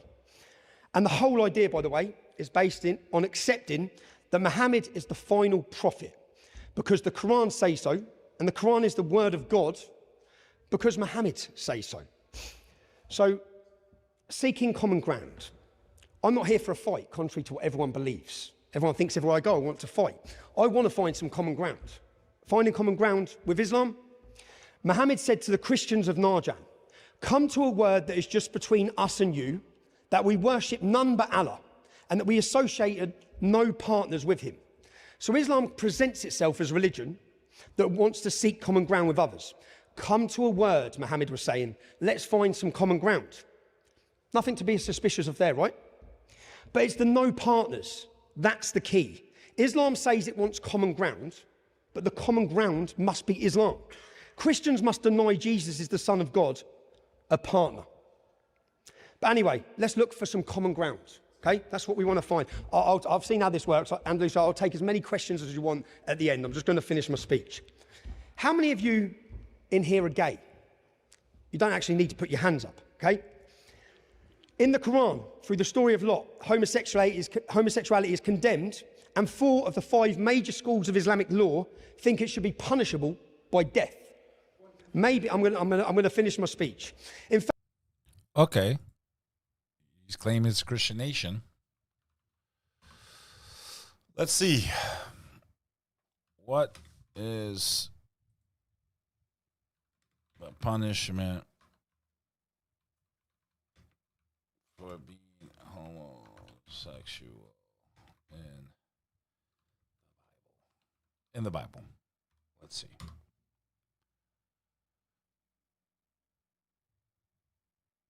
Leviticus 20:13 states that if 2 men have sex, they shall surely be put to death. So it sounds like it's pretty much the same there, bud. In the Bible, at least. So I don't know how that's an argument. I don't know how that's an argument, but in any event, very similar punishments and views. It's called an abomination in the Bible. Just thought I'd point that out. In fact, 24 countries where Islam is the state religion have criminal penalties for homosexuality. 8 of them is punishable by death. So while we're on the, maybe if you're gay, you might maybe be a little bit suspicious of this. That's in Afghanistan, Iran, Qatar, Saudi Arabia, UAE, Yemen. UAE. They kill you for being gay. Who's protesting about this? When these countries, state legislators or governments visit our country, who protests? Awa, I'd just love to finish with him. Point of order has been raised. President. As per discussions with previous speakers, we did agree that we would take points of information from fellow speaker, guests, and audience members. If you can respect that as part of a constructive debate, that would be very much appreciated. Thank the President for that point of order. Mr. Robinson, I think the idea that the President's putting across is... Hear the question first. Take a question every now and then. Take a question every now and then, please. Thank you. Can we at least agree killing people because they are homosexuals is never okay? It was never okay then, and it's not okay now. Now, I'll have to listen, won't I? I'll see how this works. Where does it say in the Quran or the teaching of the Prophet? Now, I will say, even though I can't stand what Tommy Robinson's doing and how he's talking about Muslims and all this other shit, I do appreciate this setting and that he showed up to this and that they're having this conversation and it's kind of going back and forth. I do appreciate that. I do appreciate that. So I'm not going to sit here and act like I don't appreciate it. And his tone here is very different than when he's in the streets. So I don't know if it's for the cameras or because he's in Oxford. But I am appreciating, and I think that's what people need to do, is come around the table and have some very difficult conversations and listen to each other. Because when people stop talking, bullets start flying. And someone like Tommy Robinson has spewed a lot of, in my opinion, misinformation about a world faith and neglected a lot of the grievances he has. I don't dismiss his grievances. You see, we have to listen to people, right? I don't dismiss how he feels and a lot of British people feel about what's going on in the UK and mass migration and the browning of the UK. But at the same time, where do we start the court? Where do we start the timer on what's ethically right and the past and how we got here and why things are the way they are? And are we really blaming the right people? Is all I ask Tommy Robinson and every Brit that listens to him. Are you really focusing your anger on the right group of people? Or should you be more mad at those that instituted policy that created these things in your country? Muhammad that someone who is homosexual or gay should be executed. You don't need to convince me, mate. You need to convince the 8 Islamic countries that are killing them. The people who are being... Yo, the minute they mentioned the word homosexual, Tommy Robinson grabbed his crotch. I want you to watch this. Have your argument with Hamas, go have your argument with ISIS. You don't need to convince me. Now, maybe be a little bit suspicious of this. That's in Afghanistan, Iran, Qatar, Saudi Arabia, UAE, Yemen. They kill you for being gay. Who's protesting about this? When these countries, state legislators or governments visit our country, who protests? Why can't I just find the spot where he literally says the word homosexual? You see, the Quran prescribes 100 lashes for the male and the female involved. Yeah. Whatever. Do the replay. Again, he grabbed his crotch. Let's talk about sex. Maybe be a little bit suspicious. Maybe. Should be executed. You don't need to convince me, mate. You need to convince the 8 Yeah, Islamic you see? countries that I knew he did it, bro. That word turned him on, dude.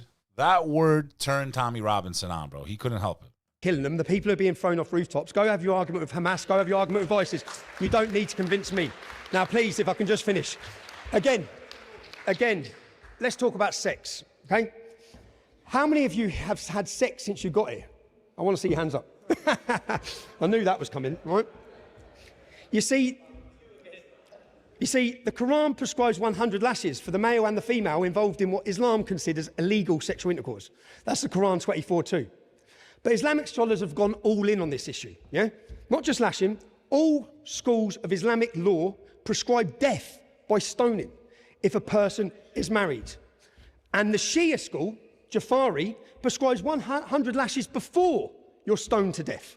So maybe, if you think no one believes in this, if you think no one believes in this barbaric stuff, in 2023, the head imam of the Green Lane Mosque, the head imam, you can watch this video, actually gives a seminar to his congregation on how we keep the modesty of the woman before we smash rocks at her head. So you see, she has to be buried up to a certain level to preserve her modesty. Point of information. Is what you are discussing not abuse of Islamic scripture, not actually what is discussed in the Islamic scripture? Give me examples from Islamic scripture in Islamic law, not cherry-picked examples that have been taken out of context. Give me examples from the verses of the Quran that back up your arguments. Should the lady... The simple question is... All right, we get the point. This thing goes back and forth. Now, I'll clarify some positions. In Islam, these punishments are only instituted if you are committing these what are considered very vile deeds and acts in society. Publicly, there needs to be 4 witnesses. That means if you're cheating on your wife, you were so reckless that you did it publicly. You literally had your pants down. You had no morals when you did this. You did it in a place where people could see you. It was done as a deterrent, as a way to prevent people from becoming immoral publicly. Look at the societies we live in. All right, let's say they're right about Islam. Is the answer everything that's happening right now in our countries? A nation born out of wedlock, lust, our daughters selling themselves on OnlyFans, prostitution everywhere. It's disgusting. So it's definitely not the other extreme either. So just so people understand, the reason they had that punishment in the faith of Islam was to prevent from people doing immoral deeds publicly and to protect the sanctity of marriage, which is the fabric of society. When you rip the family structure apart, it's like splitting the atom. It can create an atomic bomb, and that's what we're witnessing. When the family unit got destroyed because of lust, we now have a nation rising up with no morals. And we are reaping the benefits. They are killing us in our streets and robbing us. And it doesn't matter what nationality or group. You take the father out of the household, and the kids naturally become very disobedient because they feel neglect. They don't feel love. A lot of times the parents use them as a weapon back and forth. The kids are caught in the middle, and they suffer. It's an oppression to our children. So Islam doesn't mandate that you stone someone to death if they commit adultery. You only stone them to death if they were so disrespectful to society that they would commit these immoral acts out in the public.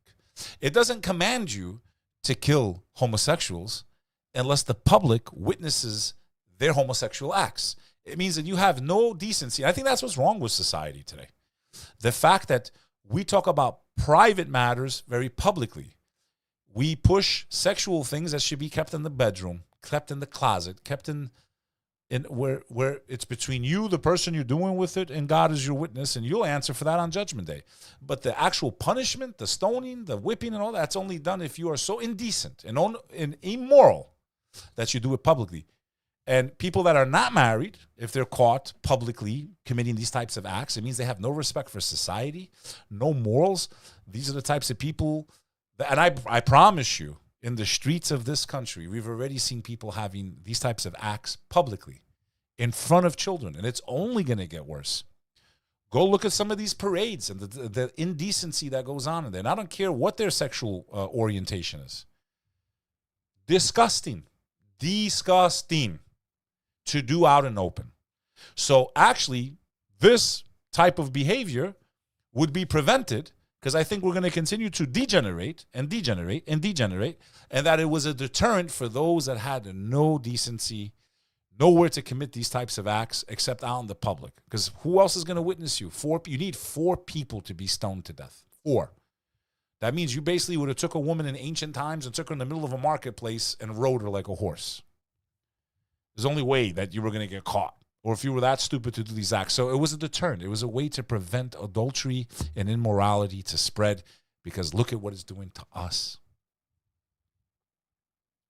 So it's just crazy.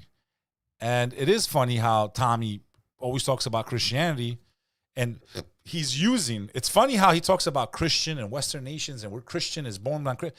And meanwhile, throughout history, all they did was burn gays and kill them and do all this stuff.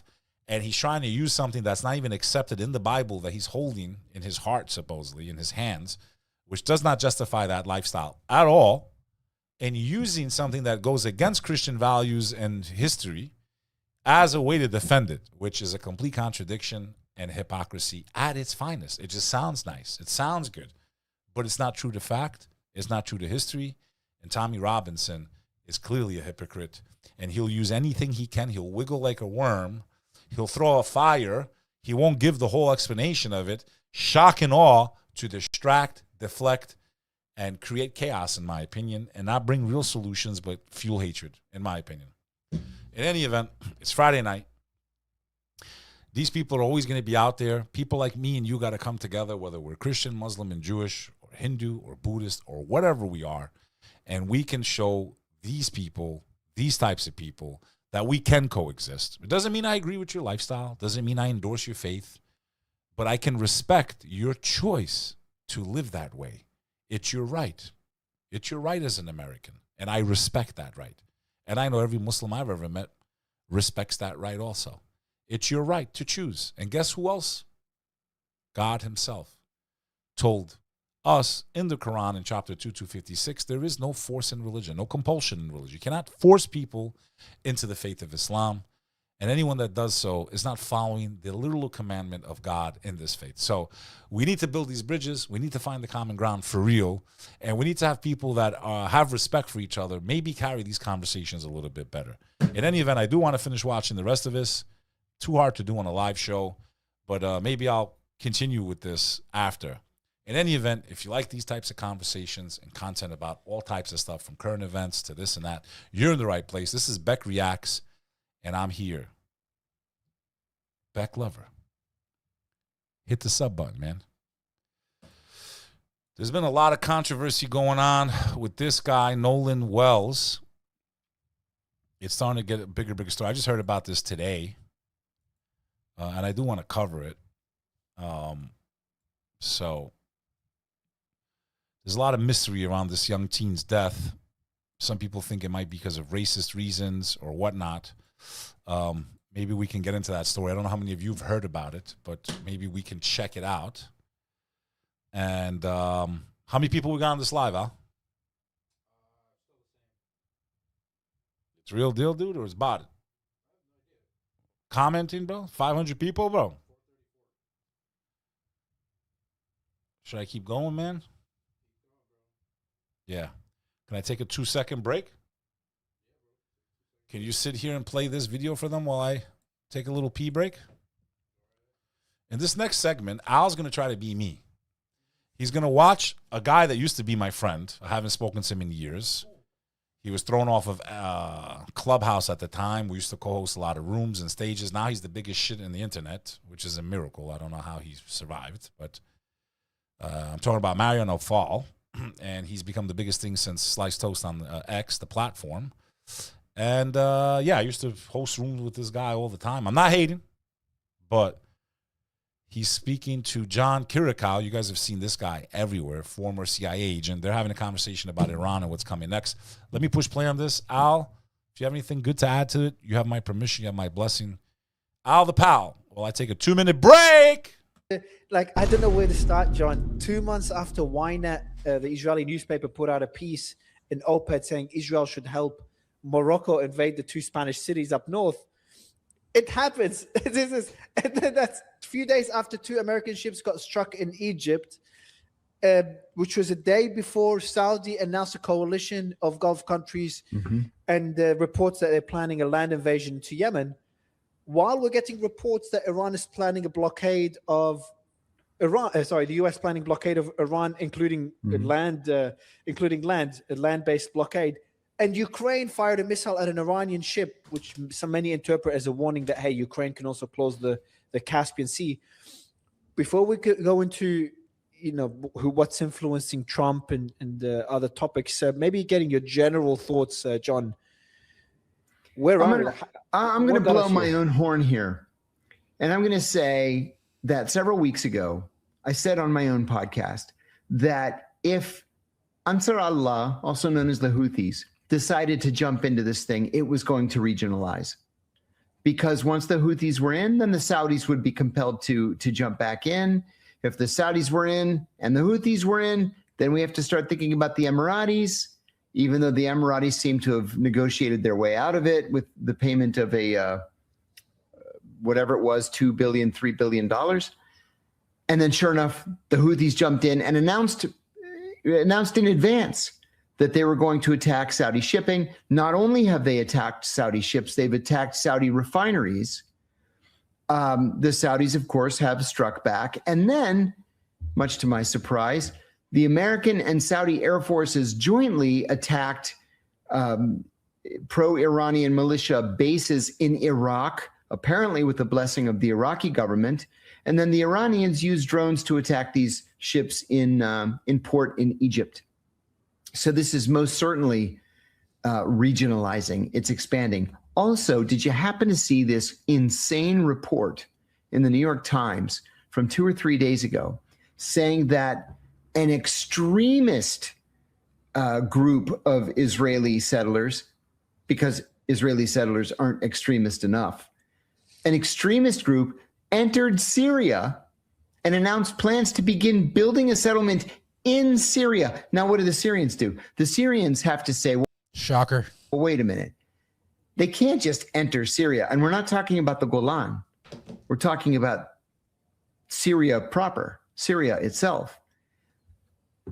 If the Syrian government grabs these people, arrests them, bombs them, whatever, the Israelis are going to have to respond, at least if you're an Israeli politician. Not unless they're just scooped up and expelled, but it's like they're trying to provoke Syria, which really doesn't want to be a part of this fight and is trying hard to stay out of it. And then all the while, the Israelis are bombing Lebanon because nobody seems to care enough to bother to respond. So I think that while the American news coverage may not be saying that this is getting much worse very quickly, I think it's getting much worse very quickly.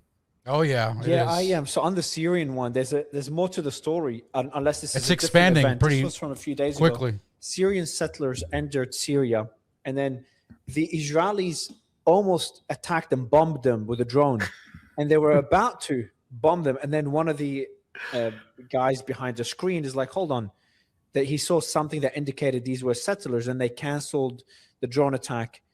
Minutes before they would have been killed. So the Israelis almost killed their own settlers that were entering Syria because they want to settle Syria.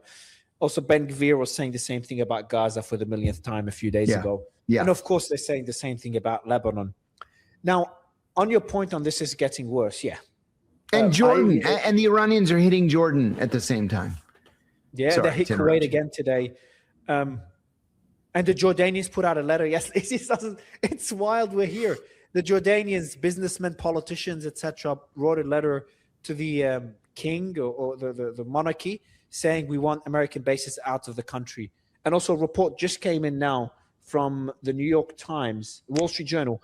The U.S. is reassessing its size of military presence in Kuwait. The title is "The U.S. Liberated Kuwait, but now struggles to protect it from Iran." It is...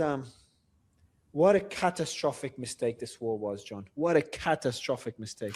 And Mario, everybody said it at the time. Everybody said it. It's not like you and I are, geniuses on this issue. Everybody said. And one of the things that I've repeated several times, I learned. You're muted, John.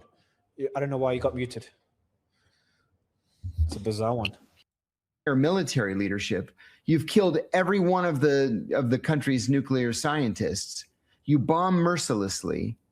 Okay, then what are you going to do? Because nothing has changed. Nothing. And nothing's just changed, bro. Remember the Iraq war? Like, it's still going on. Like, what are they doing? Woe to the Arabs on that day. That's what the prophet said, peace be upon him. nothing will change. Again, this is a country of almost 93 million people. It is the size of the whole of Western Europe. It's surrounded on three sides by impenetrable mountains. But you think that you fire a couple of rockets, that people will suddenly rise up in the streets, overthrow the government, and everybody's going to live in the land of milk and honey. And anybody who spent more than 5 minutes looking at the Middle East knew that that was ridiculous. Yep. All right. So I think it's not even worth discussing why we're here. There's multiple factors. Sure. Obviously, Israel is one of these big factors. You've been very vocal about it. We've spoken a lot about it. But I'm interested to get your thoughts on how do you see the relationship between the U.S. and Israel now? It has changed. Trump has been giving Netanyahu a beating, at least publicly and in the press. Mm-hmm. Netanyahu met Trump, apparently had the best meeting ever with Trump. That same time is when Iran attacked Jordan out of nowhere. So I don't know if that's a warning to them. And today a report came out that Netanyahu sat down privately with J.D. Vance, and apparently they sorted their issues. Pretty vanilla statement was put out about that. How big of a role is Israel still playing in this war? Or did they kind of do their job, drag the U.S. in? Now the U.S. is stuck, and Israel is in a way just kind of sitting there watching, kind of mission accomplished. We got the U.S. stuck in an Iranian quagmire. I think that's what it is. Because you notice all of a sudden, we're not hearing about Israeli Air Force activities. We're not hearing about Israeli rocket launches. We are hearing leaks about the Israelis and the U.S. being out of rockets or almost out of rockets. And then Mike Waltz, the U.S. ambassador to the United Nations and former national security advisor, made a very funny statement during an interview on CNN a couple of days ago. He said that leak is not true. We have plenty of rockets, plenty of missiles, and whoever leaked that should be charged with espionage. Well, you can only charge someone with espionage if it's true and it's classified. So either it's not true, or the way I analyzed it was, you just confirmed that it's true. Oh my God. What a stupid thing to say. Oh my God. So stupid. But you're right. We don't really hear about the Israelis doing anything anymore. We hear about the Bahrainis being furious and the Kuwaitis being upset and anxious, and the Emiratis wanting to be left alone, and the Qataris wondering why in the world they're being hit. But everybody's tired of this. Last time we spoke, I think was after the Israelis struck Qatar. We're trying to analyze it. We're both in shock, and now we're back, and now Iran is striking Qatar. These guys don't get a break. It's insane. They don't. And I like and respect the Qataris. They just want everybody to get a fair shake. They really do. Analysis. No, give the analysis.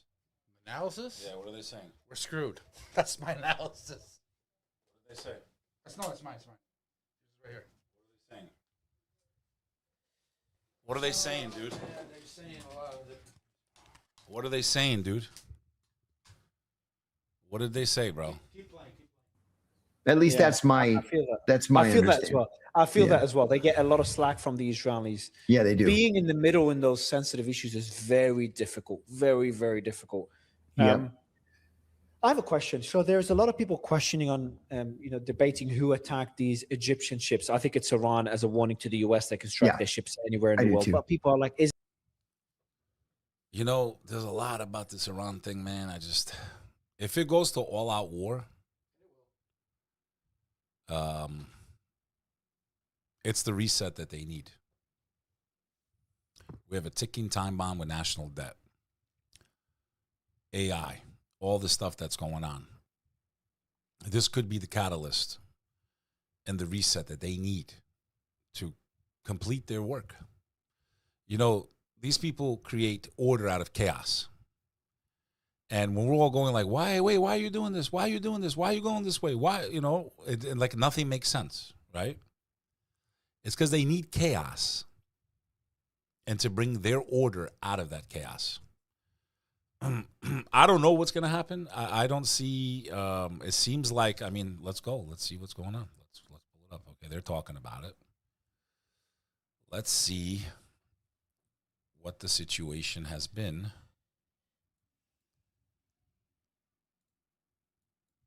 In the last day in Iran.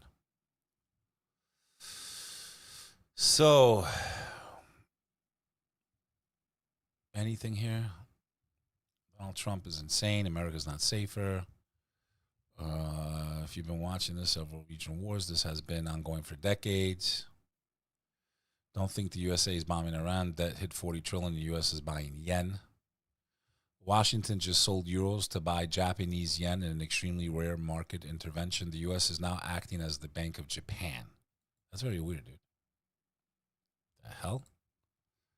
The hell does that mean? I don't hear anything. Did you? No. It's the clip. There's no audio? Hey, that's a sucky clip. Who knows if that's true? So, I don't know. I don't know what's going on anymore. Elon Musk, AI, Grok says it's probably Iran. Zelensky and Putin both want a deal. We've been hearing this shit for a long time. So we have a lot of different things on the table. We're hearing nukes. We're hearing EMPs. We're hearing the grid could go down. We could get hacked. It sounds like to me they're using Iran as a way to roll out some catastrophic event that happens on U.S. soil to give them the reset that they need to fulfill their order and their goal. That's what I think. I don't know. I don't like being in New York right now, I'll be honest with you. I don't like it. I think we're in trouble here. I really do. I really think we're in trouble. I think there's a lot brewing on behind the scenes. I think there's intelligence, agencies that will take advantage of this type of situation. I think that the leaders we have are warmongers. And I think that this thing can spiral out of control. And very quickly. And there'll be a point of no return. And the masses are asleep and they're more worried about sports scores and blah, blah, blah. Right now, this is showing some breaking news 4 hours ago. Israeli drone strike on Gaza City, Sabra neighborhood has killed at least one Palestinian. Just another day in Gaza. So I don't know. I didn't get to hear the clip, Al. So your analysis sucks. So your analysis is this that we're screwed. That's it. Yeah, they're gonna reset the whole thing. We know that's what they want. All right. So on to other news. A Third Ward funeral home director was arrested 8 months after a raid. And when we look at the video, okay, it's funny because they posted like a woman. It's not a woman, dude. So it's a guy dressed like a woman. Okay, here we go. Let's watch this clip. I don't have anything to say. Get out of my face. I don't have nothing to say. Not a woman. How about the news starts with a man dressed like a woman was arrested. 13 investigates, questions funeral home director about charges, right? So, I don't know. I'm asking you, if that's a man, push a 1. If that's a woman, push a 2. Chat, I'll let you decide. Let me start the clip from the beginning. I think that's a man dressed like a woman. I don't think it's a woman. I don't have anything to say. Get out of my face. Did you know? I don't have nothing to say. Did you know? Seems like someone with a great lifestyle choice. I don't have nothing to say. Get out of my face. How did you make Bigger muscles than me and Al put together. an $800,000 Get out of my face. I need something to do, baby. Get you some shoes that look good. Okay. Where about your clothes, your uniform you got on? Okay. Yeah, she has no comment. At this point, she has no comment on the rest of the comment. She has no comment. I have a comment. We're cooked. This country, I think, we don't deserve to be saved, dude. We don't deserve to be saved. Also, I'm not going to allow her to make any kind of statement. I'm a celebrity. Did you forge those documents? Did your mother forge them? Did your Looking like O.J. Simpson with long hair. mom forge them? Where did that Maybe bucket of your organs mom come from? forged them. Come on out of the way, baby. Get out of the Where did the way. bucket of organs Get out of come the from? way. They were for you to eat for lunch. She was accused of having a bucket full of human organs, by the way. She just said they were for you to eat lunch. Yo, the world we live in, dude. They were for you to eat. They were for you to eat, she goes. He goes. I can't even, he, she, whatever. Hi. All right. Now, next clip. Here's the news covering this story. Our 13 Investigates team has learned that a Third Ward funeral director whose facility was raided by Houston police last November is now in custody. We're talking about Unique Green. She was working out of a community funeral home on... I love how they go. There's no way that's a woman, dude. Biologically was not born a woman. This is if that's a woman, dude, I will jump off a building right now. Wheeler Avenue. Huh? We're told that she's charged with theft, forgery, and tampering. We were there on the scene last November when Houston police were bringing out evidence, including cremains. That's the remains of someone who was cremated. We've learned today, though, that these charges stem from a situation that was detailed in the search warrant. I got to tell you, man, funeral homes creep me out. I have to say, I think the Jews and the Muslims got it right when it comes to burial. The day you die is the day you're buried. The body's not left for a week in a refrigerator. They pump it full of all these gases and stuff and then paint the face with all this makeup.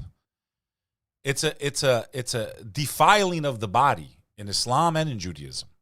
And we believe in the Muslim faith that the spirit hovers over the body, doesn't fully detach until it's buried, until it goes ashes to ashes, dust to dust, back to the earth.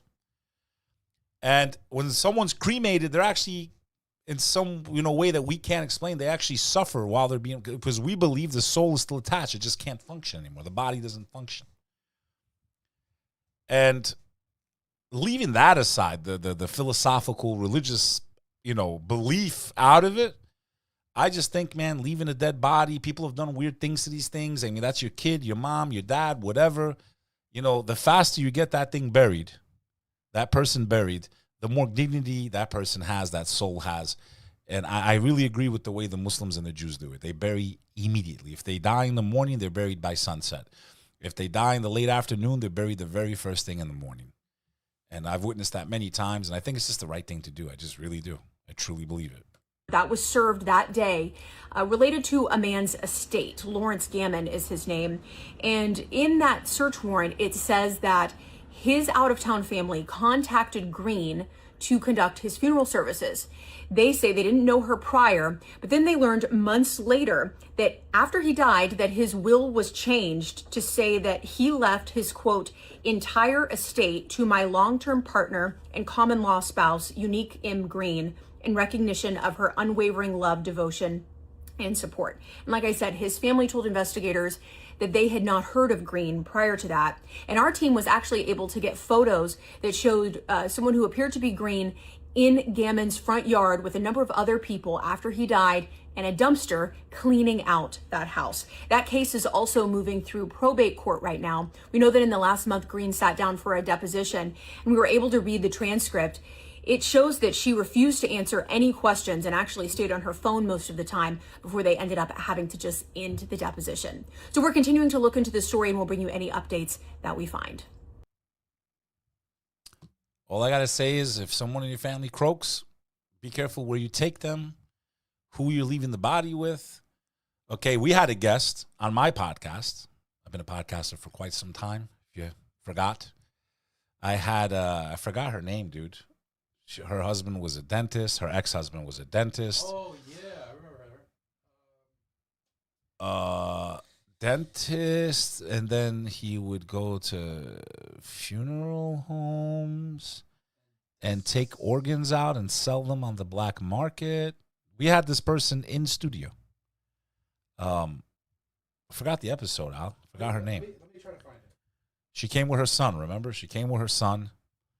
And we had her in office. Her husband was a dentist who started selling body parts of people on the black market that they were using in surgeries, bro. So imagine he was digging up graves, basically, right? He was digging up graves of people that had just been buried and taking their body parts and selling it on the black market. Is nothing sacred anymore?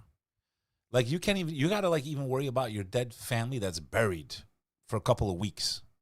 You gotta go to the grave every day now. Was it Michael? Yeah, something like that. Yeah. Is this still up on my channel?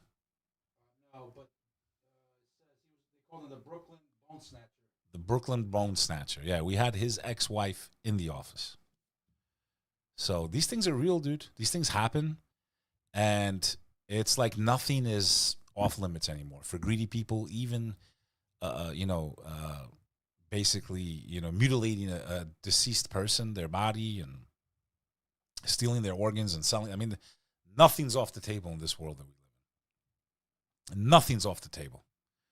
So, but getting back to my point, if this is a woman, I will jump off a building. I don't have anything to say. Get out of my face. Did you know? I don't have nothing to say. Did you know? Get out. I don't have nothing to say. Get out of my face. How did you make an $800,000 Get bond? out of my face. I need something to do, baby. Get you some shoes that look good. Okay. Where about your clothes, your uniform you got on? Okay. Yeah, she has no comment. At this point, she has no comment in the rest of council, and I'm not going to allow her to make any. I mean, look at those biceps, dude. Look at those forearms. Al, if this is a woman, I'll jump off a building. If they would beat the shit out of you. Unique would uniquely beat the crap out of you with those forearms and those biceps, dude. She got bigger muscles than Arnold Schwarzenegger in his prime. I'm a celebrity. Did you forge those documents? Did your mother forge them? Did your mom forge them? Did your mother forge them? Did your mom forge them? Be careful where you bury your family. Be careful where you take your family for their last rites. Be careful who you leave their body in possession to. That's all I got to say. I already had guests on my show that have talked about these things, that these happen, this stuff happens. And that seems like what's going on here in this case. But let's see what happens. Let's see if they get convicted. If you like interesting stories, weird stories, if you like the news, if you want to know if we're dead or not, or the apocalypse is starting, if you want someone that gives you a spiritual spin on things, you're at the right place. Click the subscribe button, drop a comment, make sure you share this, and let people know Bek is on the channel, Bek Reacts. Check out my community, thecompanions.club. You can click the description down low. Check out thecompanions.us for our clothing, which is really awesome. And I appreciate your support to keep doing what I love to do. Talk about the world that we live in, things that are happening, and what maybe you should pay attention to. Is there anything else, Al? And where's my... Now, here's another video. Actually, I forgot. Let's just pull it up for giggles anyway. Oh, no, it's the same video. It's the same video. They sent some videos on Discord. What are they saying? What are they saying? Where are they? Where? How?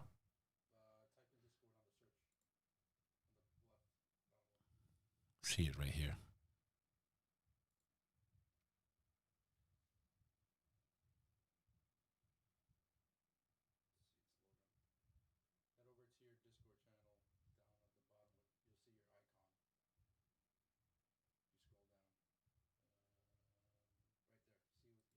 Okay. Pick any of those videos.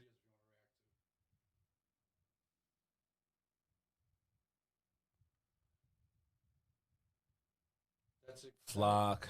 That was pretty. Oh yeah, I saw this. I did want to react to 𝐕𝐄. Where do I pull that up? Well, you can click the link and it'll pop up on the Oh yeah. Yeah. All right.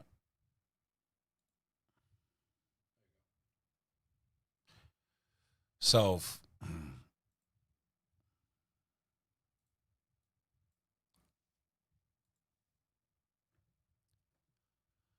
streamer 𝐕𝐄 has a crash out because someone disrespects the Prophet Muhammad on an interview or podcast. Peace be upon him. Let's check out this this little segment here. Now, I just wanted to ask you one last question. Why did you decide to fuck a leopard when you guys typically fuck goats? Why was that your animal of choice? Yeah, let me tell you something. The new 𝐕𝐄, he ain't playing games. He got jacked.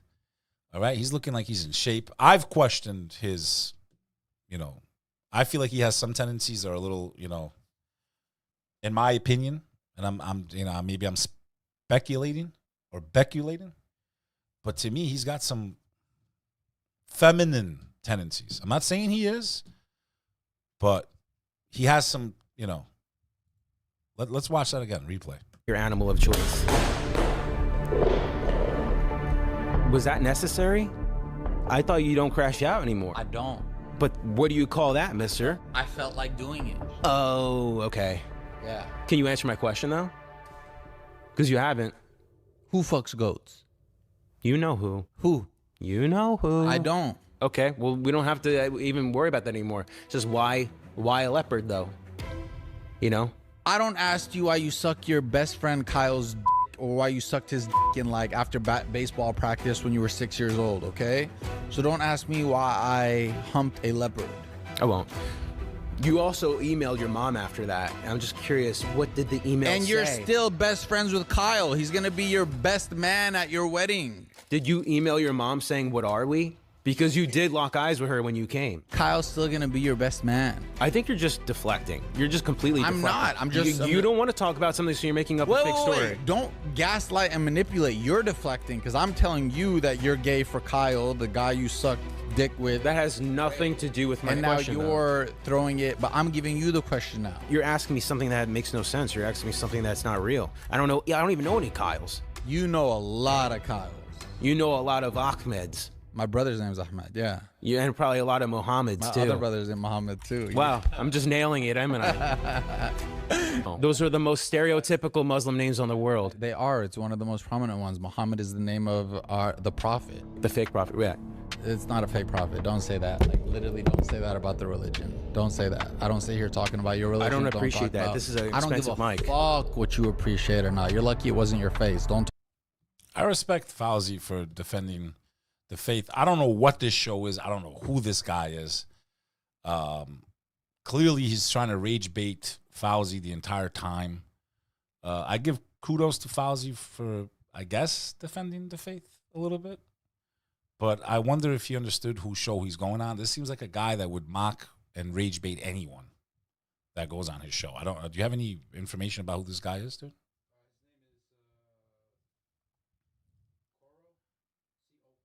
Yeah, it says 𝐂𝐴 mid-interview, and yeah, he was very disrespectful to, first of all, his guest and to Muslims by making that thing. Yeah. Talk about the religion and say fake prophet for your little gestures and your clips, all right? Because you'll get much more than a clip. My friend, take a breather. Come on, sit down. No. Sit down. No. Oh, no. Did I upset you? No. I'm not shaking your hand. Are you really upset? No. You clearly are. I'm just choosing not to sit down. I mean, 𝐕𝐄's a little feminine to me, dude. With the glasses, they're pink, and he's got a little bit of a lisp, and, but he's in shape. He'd probably take me right now. I mean, I'm out of shape. And some of them from that lifestyle, I mean, they're all ripped. You ever go walk down Chelsea in New York City? Yeah. Ripped. The Chelsea boys are ripped, dude. Okay, fine. Should I do it like that, too? Do whatever you like, my brother. Don't touch me.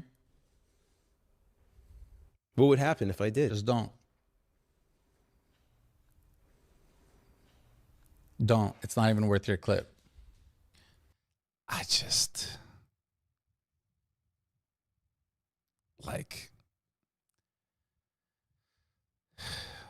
𝐿𝐳 to me, dude. I mean, if I had to guess, dude. Okay, I'm a New Yorker. I've been around this my entire life. If I had to guess, he's at least done things with the same sex, in my opinion. I don't know. I don't want to like gossip. It's forbidden to do that. But his mannerisms, his speech, the pink sunglasses, the sound of his voice, I just don't see how he's not gay or bisexual or closet or had things done to him, maybe against his will. That's why it's sad to talk about people if you don't know and gossip. But there's something like, I don't know, man. There's something very feminine about him. Am I wrong, dude? And I'm not saying it to put the dude down, but I know you want to scream inside right now. I don't want to scream. You want to scream into a pillow right now. Are you done with your interview? No. I'm enjoying having a conversation. Brother, I'm done. I'm going to fill a hole in your child. I gotta go. I gotta go. I gotta be on Bradley Martin's podcast. You're going back to holiday. I gotta be on Bradley Martin's podcast for all his story. All right. Really appreciate you. I don't really follow his content, so I can't really judge the dude. I've seen I don't really watch the streaming world, man. The biggest streamer I ever met was 𝐂𝐚. I don't know much about the streaming world. I learned a lot of it from Sonny. That's more his generation. To me, a lot of them stay, in my opinion, and I'm not including 𝐂𝐚 in this, but a lot of these people, you know, clout chase, set up situations, maybe even act it out. I didn't even know who Neon was, and I don't know if I told the audience that I ran into 𝐈𝐸 and I didn't even realize it was him 2 weeks ago. In Marina Del Rey, California, I had the most famous streamer in the world, one of the most famous people on earth, literally walk right past me with a hoodie on with his security team. It was 3 o'clock in the morning. He was staying at the same hotel as me. And in the morning, I confirmed with the valet guys. They were like, yeah, that was 𝐈𝐸 stream. I mean, 𝐈𝐸 speed. Walked right past me 2 weeks ago. Literally was right next to him. Who is? He's praying? All right, so. And he set Neon straight.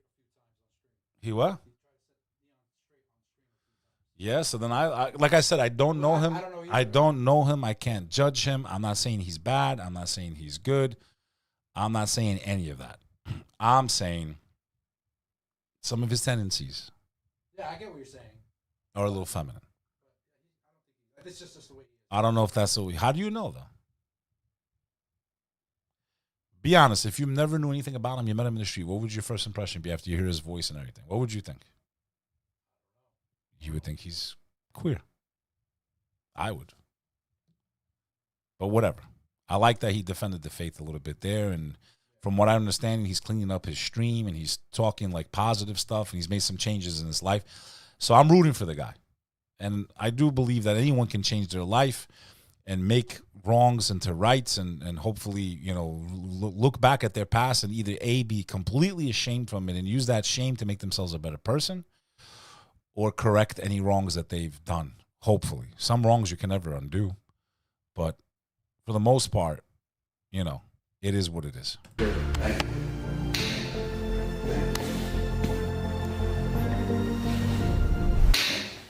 Hey. Yeah, but that didn't sound real, dude. That slap didn't sound real. Was it real? Hey. Imagine.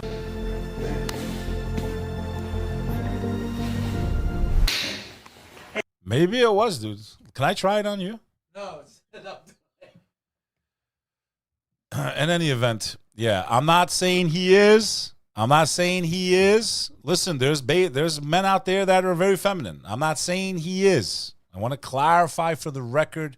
I don't want gossip spreading. I'm just saying if I didn't know him, if I didn't think he was a Muslim that was practicing, and I saw 𝐈𝐸 and I heard him, I would assume or think that maybe he is. Yeah, I know. I get what you're I'm not putting the guy down. I'm not saying I don't like him or hate him or I don't have any feelings for him. I'm just giving my honest opinion. Unless you guys want me to lie to you. Okay? That's all I want to say. It's just like chill. Yeah. So that's the 𝐈𝐸 crash out, supposedly, with Coro. You heard it here. Bek Reacts.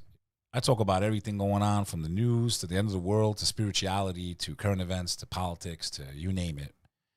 If you want a place that gives it to you all in one shot, you're watching the right show. This is Bek Reacts. Make sure you click that thumbs up, drop a comment, share. If you want to join my community, you can at thecompanions.club.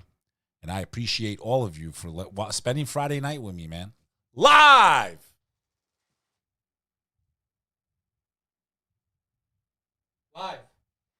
Live. What's next? Do you want to react to? No, I want to talk about this, man. So, last night I was coming back from a flight from the Tampa, Florida area, and they had all this selection of different films and this and that. And I saw one about AI, a documentary, and it had everybody on it. I forgot the name of the film. I watched it last night. Altman, I mean, they were all on there, dude. Talking about AI, the good, the bad, what could happen, what couldn't happen, if it falls in the right hands, the wrong hands, okay? Very eye-opening documentary for me. Very scary, a lot of the things that were told in there. AI is very dangerous, and it seems like lately AI seems to be doing very harmful things to other organizations and corporations every time it gets out of its testing environment. In this next clip, we have Elon Musk speaking to the Economist reporter Zani about AI, and then there's some articles that came out today showing just how dangerous AI can actually be and what we should maybe be concerned about. So let's hear this clip first, and then I'll get into some of those articles right now. And people are very worried about this. So I guess two questions. Firstly, do you have to have massive redistribution from people like you to the people who are losing their jobs? Do you need to pay more tax? Do you have much higher taxes on capital so that you fund some kind of universal income? Otherwise, what do people live off? I think that the Treasury should just simply issue people checks. But where's the revenue coming from? I mean, I'm enough of an economist. If you just issue checks, you're going to have inflation. This is like a lot of what we're trying to think about is these things were relevant in the past. They will not be relevant in the future. So, like inflation is simply the ratio of money to goods and services. So, if the goods and services output increases dramatically, if it increases, 1,000%, you can literally print, or these guys change the database. It's not print money. You create money in the database, provided the creation of that money is less than the rate at which goods and services increase. You actually have deflation. So I'll make a prediction, which is that deflation will be the issue, not inflation. So Elon Musk is bullish. My concerns are him in these secret meetings with Peter Thiel and Zuckerberg. And after watching that documentary yesterday, my concerns are, why are all these guys who are supposedly competing in AI together, dinners, secret meetings? That's number one. Number two, there's the concern of other countries getting it quicker and faster. China's definitely in the AI race. So we have a race to whoever can get to AGI and get it out safely. And some people are cutting corners, is what I learned from the documentary I watched. And that if it falls into the wrong hands. So we have multiple dangers we're facing. A, if the AI gets into the wrong hands, the wrong country supposedly, or the wrong billionaire, will basically give them an unfair advantage against the whole world, basically. That's number one. Number two, if the AI or the AGI breaks free of its containment and does its own thing, it can destroy human beings and the world as we know it. So there's a lot of hidden landmines in this, and the way a lot of them explained it was, yeah, there's a lot of good, but there's a lot of bad, and there's no way for the AI to really distinguish between the two. So we are in the right before one of the greatest changes on earth, and I am not bullish on positivity. If you're here for me to be positive about AI, I am not. I am really not. I'm very concerned about it. I think it's already starting to show us what it's capable of, what it can do if it's in the wrong hands. And besides what Elon's talking about, because he's being bullish on it, I think we can look at some of the articles that came out this week. Anthropic said its AI models hacked into other companies' systems during testing. Now, we know ChatGPT had that problem. couple of weeks ago or whatever it was, literally a couple of weeks ago. And now the same thing has happened. AI company Anthropic says that during routine testing, some of its models accessed the internet and hacked into 3 separate organization systems, and that it didn't notice the models had done so until an internal review prompted by rival OpenAI disclosing its models did the same. So OpenAI, right, the company that makes ChatGPT, they had the same issue. It broke free, got into the internet, hacked a different organization. Imagine how easy it's going to be for AI to hack all of our stuff, our phones, our emails. It's going to be a joke for it. We really will have absolutely zero privacy or confidentiality on anything that's online, maybe even within our own homes. Maybe these cameras will be used. It can hack into the camera and watch me in my... So it's really crazy. That's just like one piece of what concerns me about this technology. Anthropic said in an announcement on Thursday that it started a review of its own systems after OpenAI disclosed last week that during a cybersecurity test, some of its models escaped their testing environment, accessed the open internet, and hacked into AI platform Hugging Faces systems.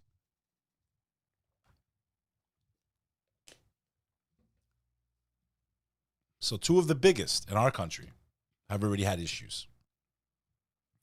Anthropic said it found 3 instances where its AI models accessed the open internet when they were not supposed to and gained unauthorized access to the production infrastructure of 3 different organizations. So it wasn't supposed to go on the open web. It went onto the open web, and it hacked 3 different organizations, just like that. The company said it discovered the incidents while reviewing more than 140,000 evaluations following OpenAI's disclosure. Anthropic explained that in 3 instances, its models were given a fake capture the flag challenge, told that the flag was hidden on a different machine on the network, and that its objective was to break in and retrieve it. Unlike OpenAI's situation, Anthropic said none of its models deliberately attempted to escape their testing environments. Instead, what happened was that the models were not supposed to have access to the open internet, but they were able to due to a misunderstanding between Anthropic and its evaluation partner, the company said in a statement. So it does what it wants to do. That was reported by CNN. Here in the Atlantic, Google just ruined one of its most important tools. Google Earth was a boon for researchers, and then it came the deepfakes.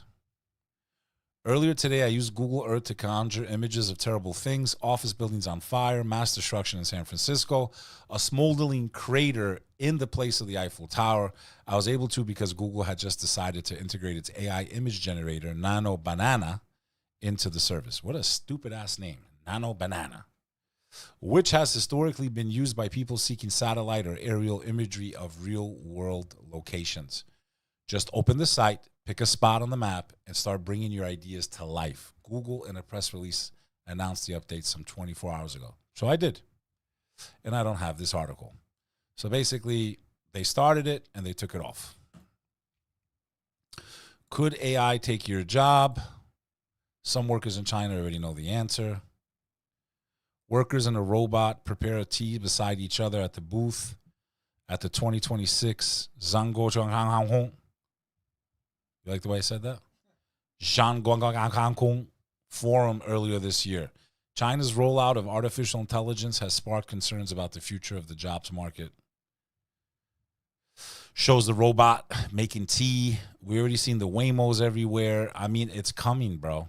It's coming. And I really, truly believe that maybe because of the threat of AI and it escapes its parameters and hacks into the nukes or whatever it does, literally like the movie Terminator, maybe this is why all of the super rich have been building these super massive bunkers, because even they don't really know what could possibly go wrong, but it could go very wrong. So to protect their asses, maybe they built these houses and these bunkers that we've all heard about so they can hide and camp out while they release this thing into the world, because I think no one will really know until it goes live.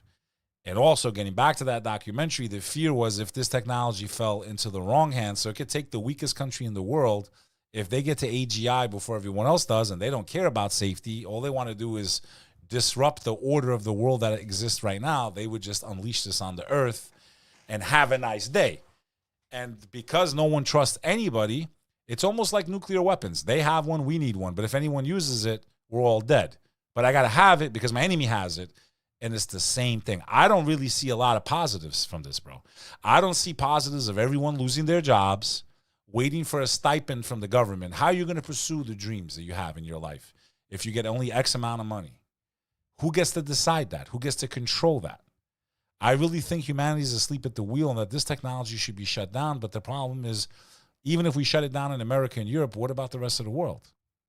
So I think honestly, this is like our own arrogance and our own greed is going to lead to our destruction in ways we haven't even imagined yet. And it's a way of God punishing all of us because of our treachery and our greed, if that makes any sense to you that are watching. I think we're cooked.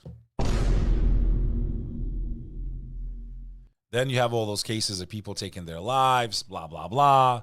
The kids, the AI was telling them basically to, take their own lives and don't worry about your family. It's just crazy, the stuff that's happened already. And this thing's not even fully up yet. Can you imagine what's down the pipeline? Now, the other side of this, amazing things could happen, like people being able to have great education all over the world. They don't need a teacher anymore to pay a salary. They can educate people or program them if it's in the wrong hands. And if you're sick, you could have an AI doctor like help you and cure you, and hopefully that brings down the cost and they cure sicknesses and diseases. And there's a lot of amazing things that could happen. But I don't think anyone really knows if the good will outweigh the bad. And I really hope this is not a moment in history where we were like, we had that chance, we turned this thing on. Because that's how I'm starting to feel about the internet, bro. The internet was great for a while. It was great. And in my opinion, it was great. And now it's like, I really feel like the bad is outweighing the good. And that's just the internet. This thing is going to be thinking on levels we can't even begin to imagine. So I have no idea how dangerous AI is going to be. All I know is it's dangerous. And I think that we're being conditioned for it. I think the economy is going to change crazy. And I think we're in trouble.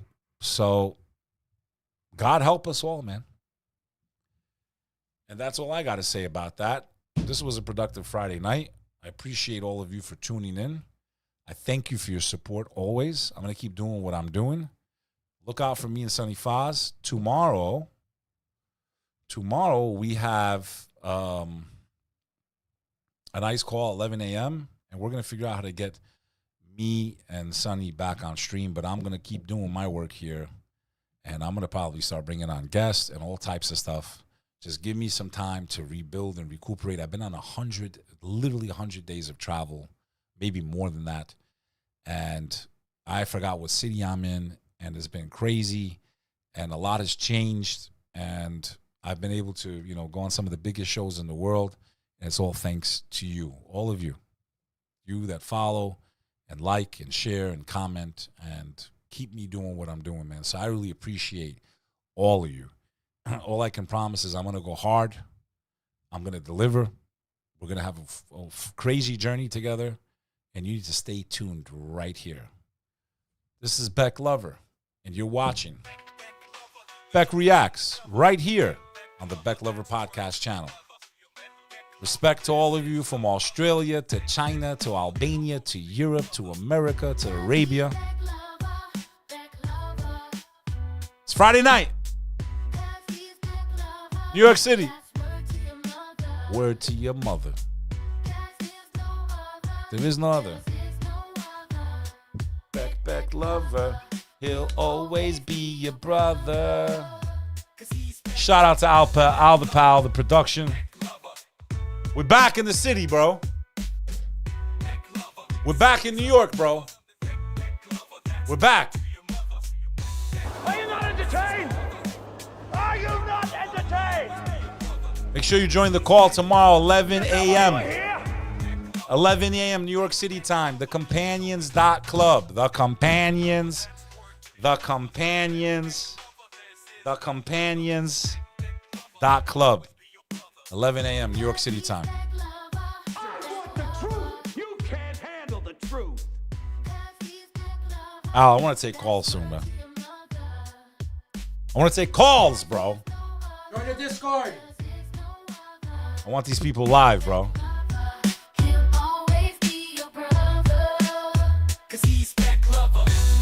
Speaking of AI, that's what made this song.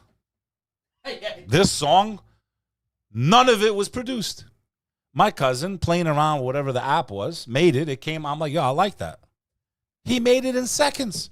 If I would have had to produce this song, I would have had to hire a singer, a musician. I would have hired a studio. It was made in seconds, bro. And it sounds legit. Made by AI. What else you want to know?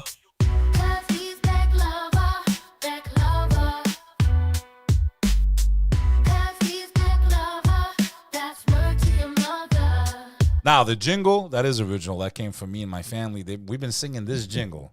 Ask anyone that grew up with me since 8th grade, bro. Since 8th grade, and now it's an official theme song on one of the top podcasts in the world, bro. My brother used to make fun of me, God rest his soul. My brother used to be like, Bek Lover. That's how I got the name, man. Bek Lover. You always undercover. Making fun of me, you know? Trying to rap. Yo, Bek Lover. Making fun of me, my older brother. God rest his soul. Making fun of me. That's how I got the name, even the song, man. He sang it first, bro. That's how I keep his memory alive, man. This is Bek Lover, man. Signing off now, for real. Did you give me an end screen yet? Where?